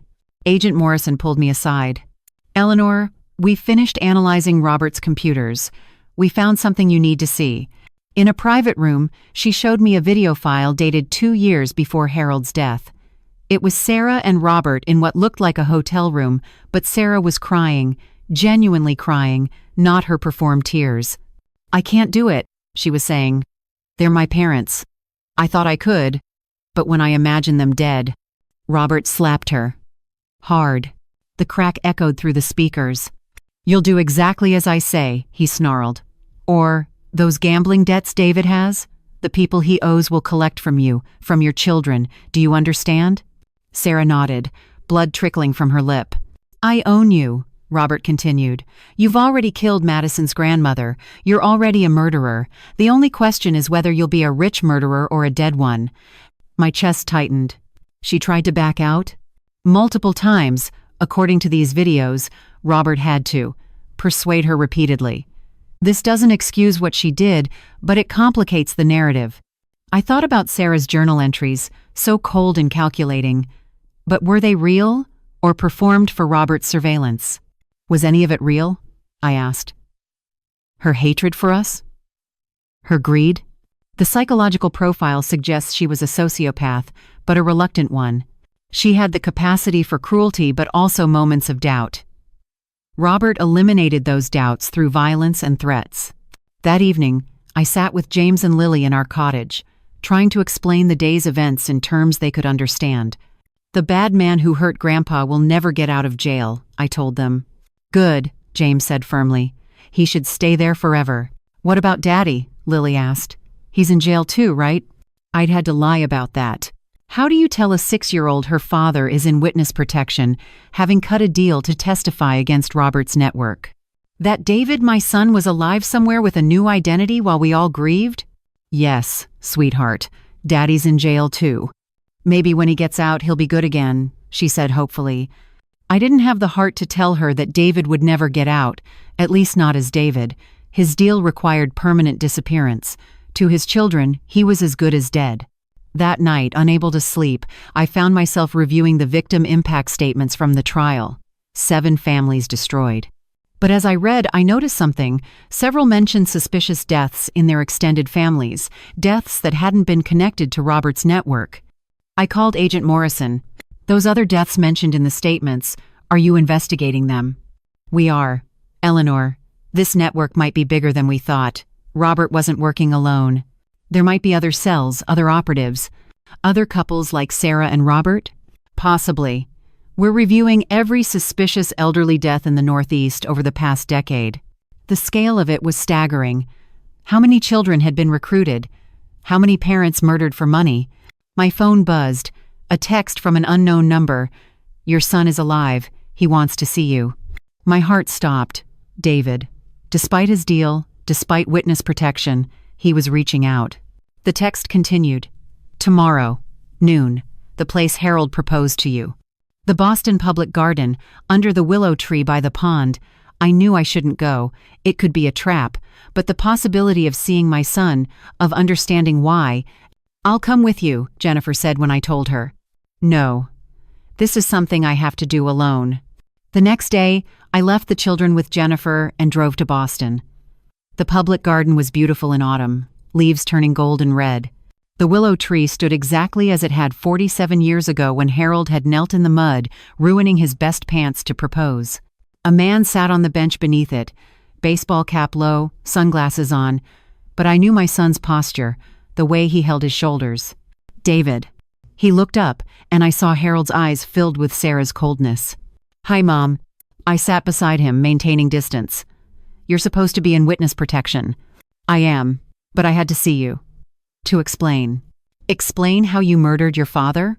I didn't know about the paralytic, he said quickly. Robert told me it would be quick, painless. When I found out about the succinylcholine, how Dad suffered. His voice broke. But you still held him down. Your fingerprint was in his blood. I was high. Robert had been feeding me pills for months, keeping me desperate, confused. That's not an excuse. Just context. We sat in silence, watching ducks swim in the pond where Harold and I had fed them breadcrumbs every Sunday our first year of marriage. The children think you're dead, I said. Good, it's better that way. I'm poison, Mom. Everything I touch dies. That's self-pity talking. No, it's truth. I killed my father, I destroyed my family. I can never make that right. Then why contact me? David pulled out an envelope. Because I have information the FBI doesn't. Names of other operatives. Robert kept insurance files on everyone. If I die mysteriously, this gets released automatically. You're still playing games. No, I'm trying to prevent more deaths. There are 3 other couples like Robert and Sarah operating in New England. Elderly parents scheduled to die this winter. I took the envelope with trembling hands. More families about to be destroyed. Is this real redemption or just another manipulation? I asked. I don't know anymore. I don't know who I really am. Robert's victim or willing accomplice? Harold's son or his killer? I don't know. He stood to leave, then turned back. Mom, I did love him. There were moments, even at the end, when I wanted to stop it all. But the drugs, the debts, the fear, I was weak. Yes, I said simply. You were. He walked away, disappearing into the crowd of tourists and locals enjoying the autumn afternoon. I would never see him again. The marshals would ensure that. I sat alone under Harold's proposal tree, holding evidence of more murders to come, wondering if saving future victims could somehow balance the cosmic scales of Harold's death. It couldn't. Nothing could. But Harold would want me to try. I called Agent Morrison. I have new information. 3 more cells. We need to move fast. As I drove back to Vermont, I thought about David's question. Victim or accomplice? Maybe everyone in Robert's network was both. Maybe that was the true horror of it all. But those philosophical questions would have to wait. I had 3 families to save and 2 grandchildren to raise. Harold's work wasn't finished. Neither was mine. The call came at 3 in the morning, 2 weeks after my meeting with David in the public garden. Agent Morrison's voice was professional, but gentle. Eleanor, I'm sorry to inform you that David was found dead in his safe house in Wyoming. Suicide. He left a note for you. The words didn't penetrate immediately. I sat on the edge of my bed in the Vermont cottage, phone pressed to my ear, listening to my own breathing. How? Prescription medication overdose. The marshals found him during their morning check. He'd been dead approximately 6 hours. 6 hours. While I was reading bedtime stories to his children, their father was dying alone in a sterile government facility.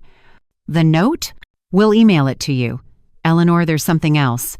The information he gave you about the 3 cells was accurate. We prevented 3 murders because of his intel. He saved 3 families.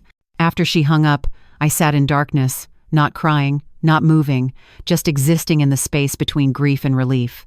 My son was dead. My son, the killer, was dead. Both things were true. The email arrived.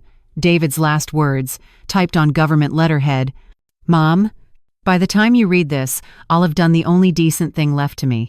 I can't live with what I did to Dad. Every night I see him paralyzed, aware, betrayed by his own son. I hear Sarah laughing about it. I feel his blood on my hands. The pills I'm taking are the same ones Robert used to control me. Ironic, isn't it? The poison that made me a killer will now make me a corpse. Tell James and Lily their father loved them but wasn't strong enough to be the man they deserved. Tell them Grandpa Harold was the real hero. Tell them to be like him, not me. I know you can't forgive me. I can't forgive myself, but maybe my death balances something. Maybe the 3 families I saved make up for the one I destroyed. I loved you both, Mom. That was real, even if everything else was performance. In my last moments, I choose to remember Sunday dinners when I was young, before the poison spread, when we were actually a family. Don't mourn me. I died the day I held Dad down while Robert injected him. This is just making it official. David. I forwarded the email to Jennifer with 2 words. He's gone. She was at my bedroom door in seconds, holding me while I finally broke. Not sobbing, just a quiet keening, like an animal with a mortal wound. Both my children are dead, I whispered. Both of them died as criminals. They died as consequences of their choices, Jennifer corrected gently. That's different. Morning came anyway. James and Lily needed breakfast, needed normal, needed me to pretend their world hadn't shifted again. But at breakfast, James looked at me with those 2 knowing eyes. Something bad happened, he said, not a question. Yes. Is it about Dad? I had to tell them. They'd hear it at school, see it on someone's phone, read it in the cruel whispers of classmates. Your dad got very sick with sadness about what he did. His sadness was so big that he died from it. Lily's face crumpled. Daddy's dead? Really dead? Yes, sweetheart. But you said he was in jail. I was trying to protect you. He was in a special place, hiding from bad people. But his sadness found him anyway. James stood abruptly, his 8-year-old body rigid with rage. Good. He killed Grandpa. He should be dead. James. No, I'm glad. Now he can't hurt anyone else. He ran to his room, slamming the door. Lily climbed into my lap, sobbing. I held her, rocking slightly, wondering how many more times I'd have to explain death to these children. That afternoon, while the children were with their therapist, Agent Morrison called again. Eleanor, we've made arrests based on David's information. 3 elderly couples are safe because of what he provided. I thought you should know. He wanted redemption. Maybe he got it. In his way. But there was something else in her voice. What aren't you telling me? We found more videos on Robert's encrypted drives, videos of David from 5 years ago, before Sarah's involvement. He was different, genuinely loving toward Harold. The personality change coincides with when Robert started drugging him. You're saying David was as much a victim as a perpetrator? I'm saying it's complicated. The drugs lowered his inhibitions, made him suggestible, but they didn't create something from nothing. The capacity for violence was there. Robert just activated it. After the call, I went through Harold's old files again looking for signs I'd missed. I found a Father's Day card from David, dated 6 years ago. Dad, thank you for showing me that real strength isn't about money or power, but about integrity and love. I hope someday I can be half the man you are. Love, David. A year later, after Robert's influence began, David's cards became generic, store-bought, signed without personal messages. The devolution had been gradual, systematic. Robert had identified the weakness in both my children, their materialism, their resentment, and fed it like cancer until it consumed everything good in them. That evening, I found James in the garden Harold had planned but never planted, digging furiously with his hands. What are you doing? Planting something. Grandpa wanted tomatoes here. The notebook in the shed says so. He was right. Harold's garden journal, his precise handwriting detailing plans for vegetables, flowers, fruit trees. It's October, sweetheart. Too late for tomatoes. Then something else. Something that grows in winter. Something that won't die. I knelt beside him, my knees protesting. We could plant bulbs, tulips, daffodils. They sleep all winter, then bloom in spring. Like hope? Yes, like hope. We planted until dark 100 bulbs Harold had ordered but never gotten to plant, each one a promise that spring would come, that something beautiful could grow from cold earth. Lily joined us, her small hands patting soil over the bulbs. Will Daddy be under the ground too? Yes. Will he grow into something beautiful? I thought about lying, about offering comfort. But these children had been lied to enough. No, sweetheart. People don't grow after they die. But memories of their good moments can bloom in the people who loved them. Did Daddy have good moments? I remembered David at 5, bringing me dandelions he'd picked, so proud of his flower bouquet. David at 10, staying up all night when I had the flu, bringing me soup and tea.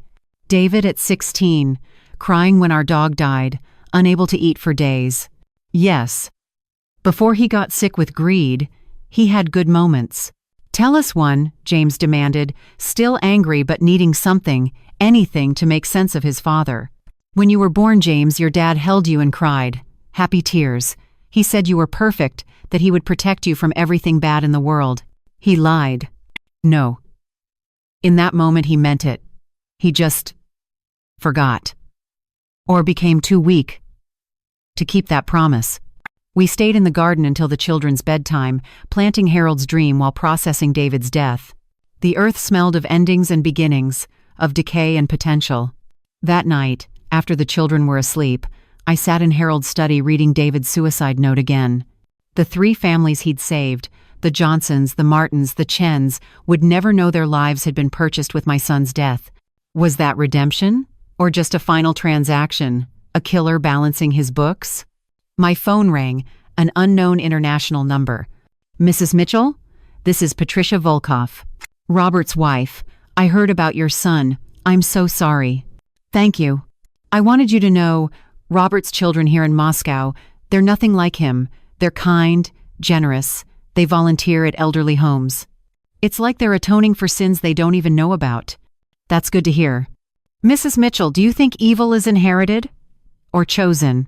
I thought about Sarah's excitement planning murders, David's reluctance overcome by drugs and debt, about James's rage and Lily's gentleness, about Harold's goodness and where it had gone. I think we all have the capacity for both good and evil. What matters is which one we feed. I hope you're right, for all our children's sake. After she hung up, I stood in the garden, looking at the disturbed earth where we'd planted bulbs. 100 promises that spring would come, that beauty could emerge from darkness. Harold had believed in redemption, until the end. Even paralyzed, dying, betrayed, he'd tried to protect everyone, including the children who were killing him. David had died believing he was irredeemable, but his final act saved 3 families. Sarah had died unrepentant, but even she had moments of doubt, moments Robert had to beat out of her. None of us were purely good or purely evil. We were all complicated, corrupted, struggling toward or away from the light. Tomorrow, I would have to plan another funeral. Tomorrow, I would have to explain to the children why their father wouldn't have a proper burial, why suicide meant something different than murder, why their family tree was so poisoned.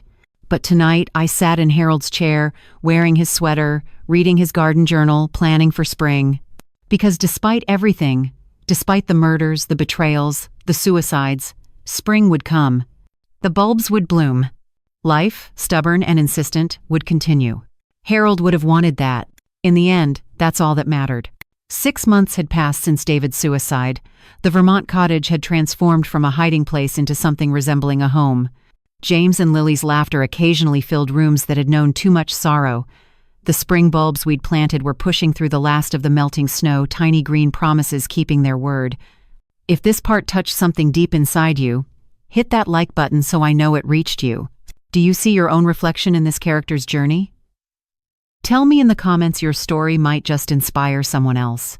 I stood at the kitchen window, watching James teach Lily how to ride the bicycle Jennifer had bought her for her 7th birthday. He was patient, protective, nothing like the angry boy who'd celebrated his father's death. "Don't let go!" Lily shrieked, wobbling down the dirt path. "I've got you," James promised, jogging beside her. "I won't let you fall." The irony wasn't lost on me. Their parents had let them fall spectacularly, but these children were catching each other. Jennifer entered with groceries, her presence now as natural as breathing. She'd moved into the cottage permanently 3 months ago, taking the basement apartment, becoming the stability these children desperately needed. "The therapist called," she said, unpacking vegetables. "She thinks James is ready to reduce sessions to once a week." "That's wonderful. And Lily's teacher says she's making friends, real friends, not just parallel play anymore." Small victories, but in our shattered world, they felt monumental. The doorbell rang, unusual for our isolated cottage. Through the peephole, I saw a woman in her 50s, well-dressed but worn, holding a manila envelope. "Mrs. Mitchell? I'm Dorothy Chen. My parents were among those your son David saved with his final information." I opened the door cautiously. "How did you find me?" "Agent Morrison." She thought you should know what your son's death meant to us. I let her in, offered tea, watched her hands shake as she pulled out photographs. "These are my parents. Married 58 years. My brother was planning to kill them." Her voice broke. He'd been working with someone connected to Robert's network. The FBI arrested him the day before it was supposed to happen. The photos showed an elderly couple at what looked like their anniversary party, surrounded by family, unaware that their son was plotting their death. "Your son's information saved them. They don't know, we haven't told them about my brother, but they're alive because David chose redemption." "He would have appreciated knowing that," I said carefully. Dorothy pulled out another document.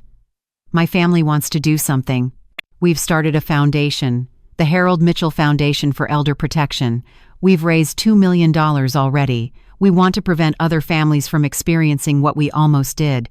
Harold's name attached to something good, something protective. He would have been embarrassed by the attention, but pleased by the purpose. "That's very kind." "It's necessary. Mrs. Mitchell, the FBI says there might be dozens more networks like Robert's. Elderly people dying in accidents every day. Your husband's death exposed something massive." After Dorothy left, I found myself in Harold's study, my study now, looking at the foundation paperwork she'd left. They wanted me on the board, to be the face of elder protection, of survival. "You should do it," Jennifer said from the doorway.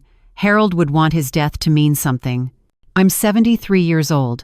I'm raising 2 traumatized children. I'm barely holding myself together. You're also the only person who truly understands both sides.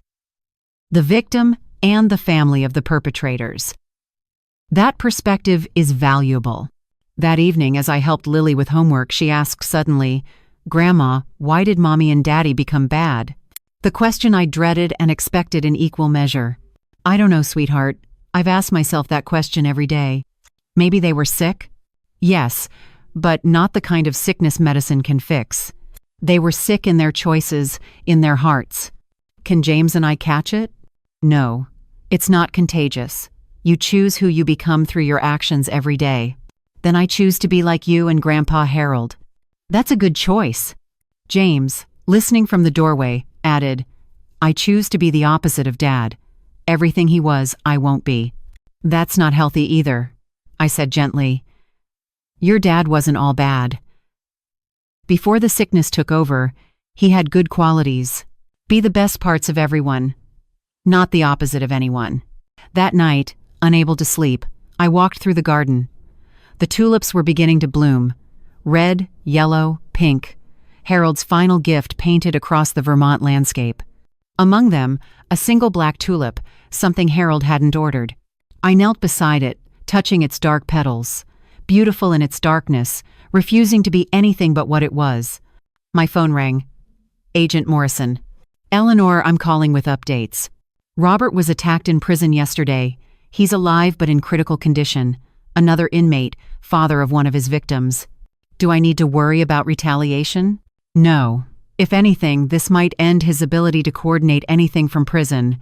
But there's something else. We found more of Sarah's writings. Not her journal. Letters she never sent. To whom? To you. Dozens of them, dating back years. Would you like to read them? Part of me wanted to say no, to let Sarah rest in whatever peace murderers find. But the mother in me, the part that still remembered her first laugh, needed to know. Send them. The emails arrived within minutes. I opened the oldest, dated 5 years ago. Dear Mom, I'm writing this at 3 a.m. because I can't sleep. Robert showed me the plan today. Your death, Dad's death, reduced to PowerPoint slides and spreadsheets. I wanted to vomit, but I smiled and nodded because that's what he expects. I hate you for not having more money. If you were truly wealthy, none of this would be necessary. But I hate myself more for thinking that way. When did I become someone who measures love in dollars? I won't send this. Robert monitors everything. But I needed to write it, to prove to myself that somewhere inside, I'm still your daughter. Sarah. Another, from 2 years ago. Mom, James asked about you today. He wanted to know why Grandma never visits. I told him you didn't love us. The lie came so easily, like all my lies now. I'm pregnant again. Robert wants to name the baby Harold if it's a boy. The irony is suffocating. Naming a child after the grandfather we're planning to kill. Sometimes I dream about running away, taking the kids, starting over. But Robert would find us. He always finds everyone. I'm sorry for what I'm about to become. Sarah. The final letter, written the night before Harold's murder. Mom, tomorrow everything changes. Tomorrow I become irredeemable. Robert has the drugs ready. David's desperate enough to participate. Dad suspects something. He's too smart not to, but his fake cancer diagnosis has him distracted. I want you to know that in another life, one where I was stronger or Robert never existed, I loved you. That girl is already dead, but she wanted you to know. Don't forgive me. I don't deserve it. But maybe remember that once, before the poison spread, I was your daughter who brought you dandelions and called them roses. Sarah. I sat in Harold's chair, crying for the daughter who'd written these letters, who'd had moments of doubt and humanity. Robert hadn't just killed Harold. He'd killed the parts of Sarah that might have been saved. Jennifer found me there at dawn, surrounded by printed emails, my face swollen from crying. She was trapped, I said. She was evil, but she was also trapped. Both can be true, Jennifer said gently. Victims can become perpetrators. It doesn't excuse what they did, but it explains it. I failed her. If I'd seen the signs of Robert's control earlier, you'd likely be dead. Robert would have eliminated you as a threat. Your ignorance kept you alive long enough to save James and Lily. James and Lily. The living reminders that something good had come from so much evil. I made breakfast as they woke, normalcy asserting itself despite revelations. James noticed my red eyes but said nothing, just hugged me longer than usual. Lily chattered about her school play, Her innocence a gift I'd guard with my life. "Grandma, can we visit Grandpa Harold's grave?" James asked suddenly. "I want to tell him about my grades." We hadn't been back to Boston since the final trial, but maybe it was time. "Yes, we can go this weekend. Can we bring flowers?" "Tulips," Lily added, "from our garden. Grandpa Harold's tulips for Grandpa Harold." That afternoon I called Agent Morrison back. "I'll join the foundation board," I said. "Harold would want his story to protect others." "That's wonderful news. The Chens will be thrilled." "And Agent Morrison? Thank you for sending Sarah's letters. They don't change what she did, but they help me understand." "Understanding doesn't mean forgiving, Eleanor. You're allowed to hold both grief and anger." As I hung up, I watched James and Lily in the garden, carefully choosing tulips for Harold's grave. They moved with purpose, these children of killers becoming something else, something better. The black tulip stood among the bright ones, no less beautiful for its darkness. Like our family, touched by evil but still growing, still reaching toward the light. Tomorrow we would drive to Boston. We would stand at Harold's grave and tell him about the foundation, about the family saved, about the tulips blooming in Vermont soil. We would tell him that despite everything, because of everything, love had survived. It wasn't the life he'd planned for me, but it was life nonetheless. And that, Harold would say, was enough. 5 years had passed since that spring day when we planted Harold's tulips. The Vermont cottage had become a true home, its walls holding laughter more often than tears. James, now 13, towered over me, his voice cracking as he practiced his speech for the Harold Mitchell Foundation's annual gala. Lily, 11, sat at the kitchen table, carefully writing thank you cards to donors who'd contributed over $10 million to protect elderly parents from their own children. "Grandma," James called from the living room. I can't say this part without crying. I joined him, looking at the section he'd marked. My grandfather died because his children chose money over love, but his death exposed a network of evil that might have killed hundreds more. That's the keen thook we must carry, that greed destroys families, but courage can save them. "Then cry," I told him. "Let them see your tears. Your pain is part of the Zhaoduk we're providing. People need to understand the real cost of elder abuse." The doorbell rang. Through the window, I saw a woman in her 40s, nervous, holding a teenage boy's hand. Something about her posture reminded me of myself 5 years ago, broken but desperate. I opened the door cautiously. "Mrs. Mitchell? I'm Sandra Williams. This is my son, Michael. We need your help." "How did you find me?" "The foundation website. It says you personally review cases where children might be plotting against parents. My husband. I think he's planning to kill his mother. She's worth $30 million. I let them in, my heart heavy. Even after all the arrests, all the publicity, the networks kept reforming like cancer cells. "Tell me everything," I said as Jennifer brought tea, always tested, always safe. Sandra's story unfolded like a familiar nightmare. Her husband had connected with someone online, someone teaching the kin thook of making elderly deaths look natural. He'd been withdrawing money, buying specific medications, studying his mother's routines. "The worst part," Sandra sobbed, "is he's involving Michael, teaching him that his grandmother is just an obstacle to wealth." Michael, 15, skinny and scared, finally spoke. "Dad says it's just business. That grandma's old anyway. That we deserve the money more than she does." "What do you think?" I asked him directly. "I think."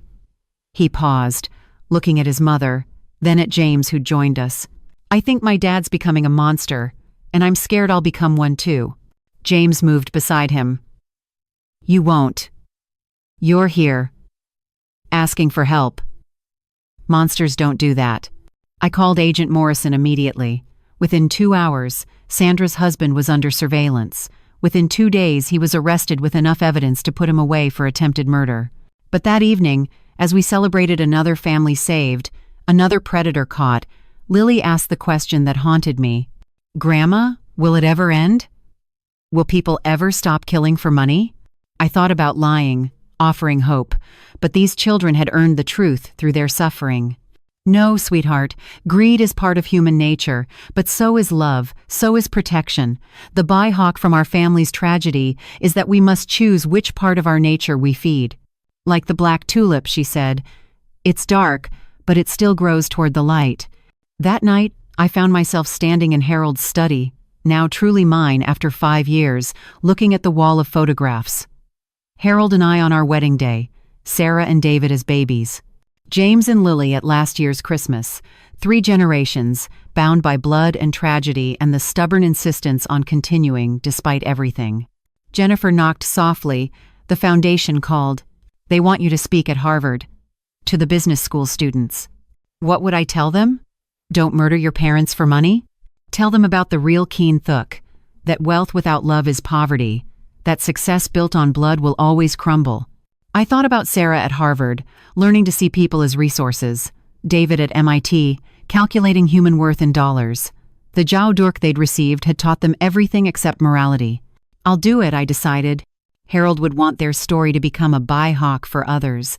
2 weeks later, I stood before 300 Harvard business students, James and Lily in the front row for support. My voice shook as I began. My name is Eleanor Mitchell. 5 years ago, my children murdered my husband for money. Today, I'm here to give you the Jaudirk they never received, that choosing greed over family isn't just immoral, it's ultimately self-destructive. I told them everything. Harold's paralysis, Sarah's letters, David's suicide, Robert's network. The students sat in stunned silence. Some crying, others pale with recognition of their own family dynamics. The keen thuk I want you to take from this, I concluded, is that every time you choose money over people, you die a little inside. My children died spiritually long before their bodies followed. Don't make their mistake. After the speech, a young woman approached, trembling. Mrs. Mitchell, I've been planning something terrible. My parents. They're not rich, but they have enough. I thought. But hearing you, seeing those children who lost everything, I can't do it. She collapsed, sobbing. Security moved toward her, but I stopped them. What's your name? Rebecca. Rebecca Chen. Another Chen. Another family almost destroyed by greed. Rebecca, the buy-hawk here is that it's never too late to choose differently. My children passed the point of no return. You haven't. That's the Jaudirk you need. Redemption is possible until you make it impossible. 6 months later, Rebecca was working for the foundation, using her insider knowledge of how predatory children think to help us identify and prevent elder abuse. She'd become like another daughter to me, one who'd chosen love over greed. James, now 14, had started a YouTube channel called Children of Killers, where he interviewed other kids whose parents had committed terrible crimes. His message was consistent. We are not our parents. Their crimes are not our destiny. Lily, 12, had written a children's book about a black tulip that learns to bloom despite growing in poisoned soil. It had sold 50,000 copies, with proceeds going to the foundation.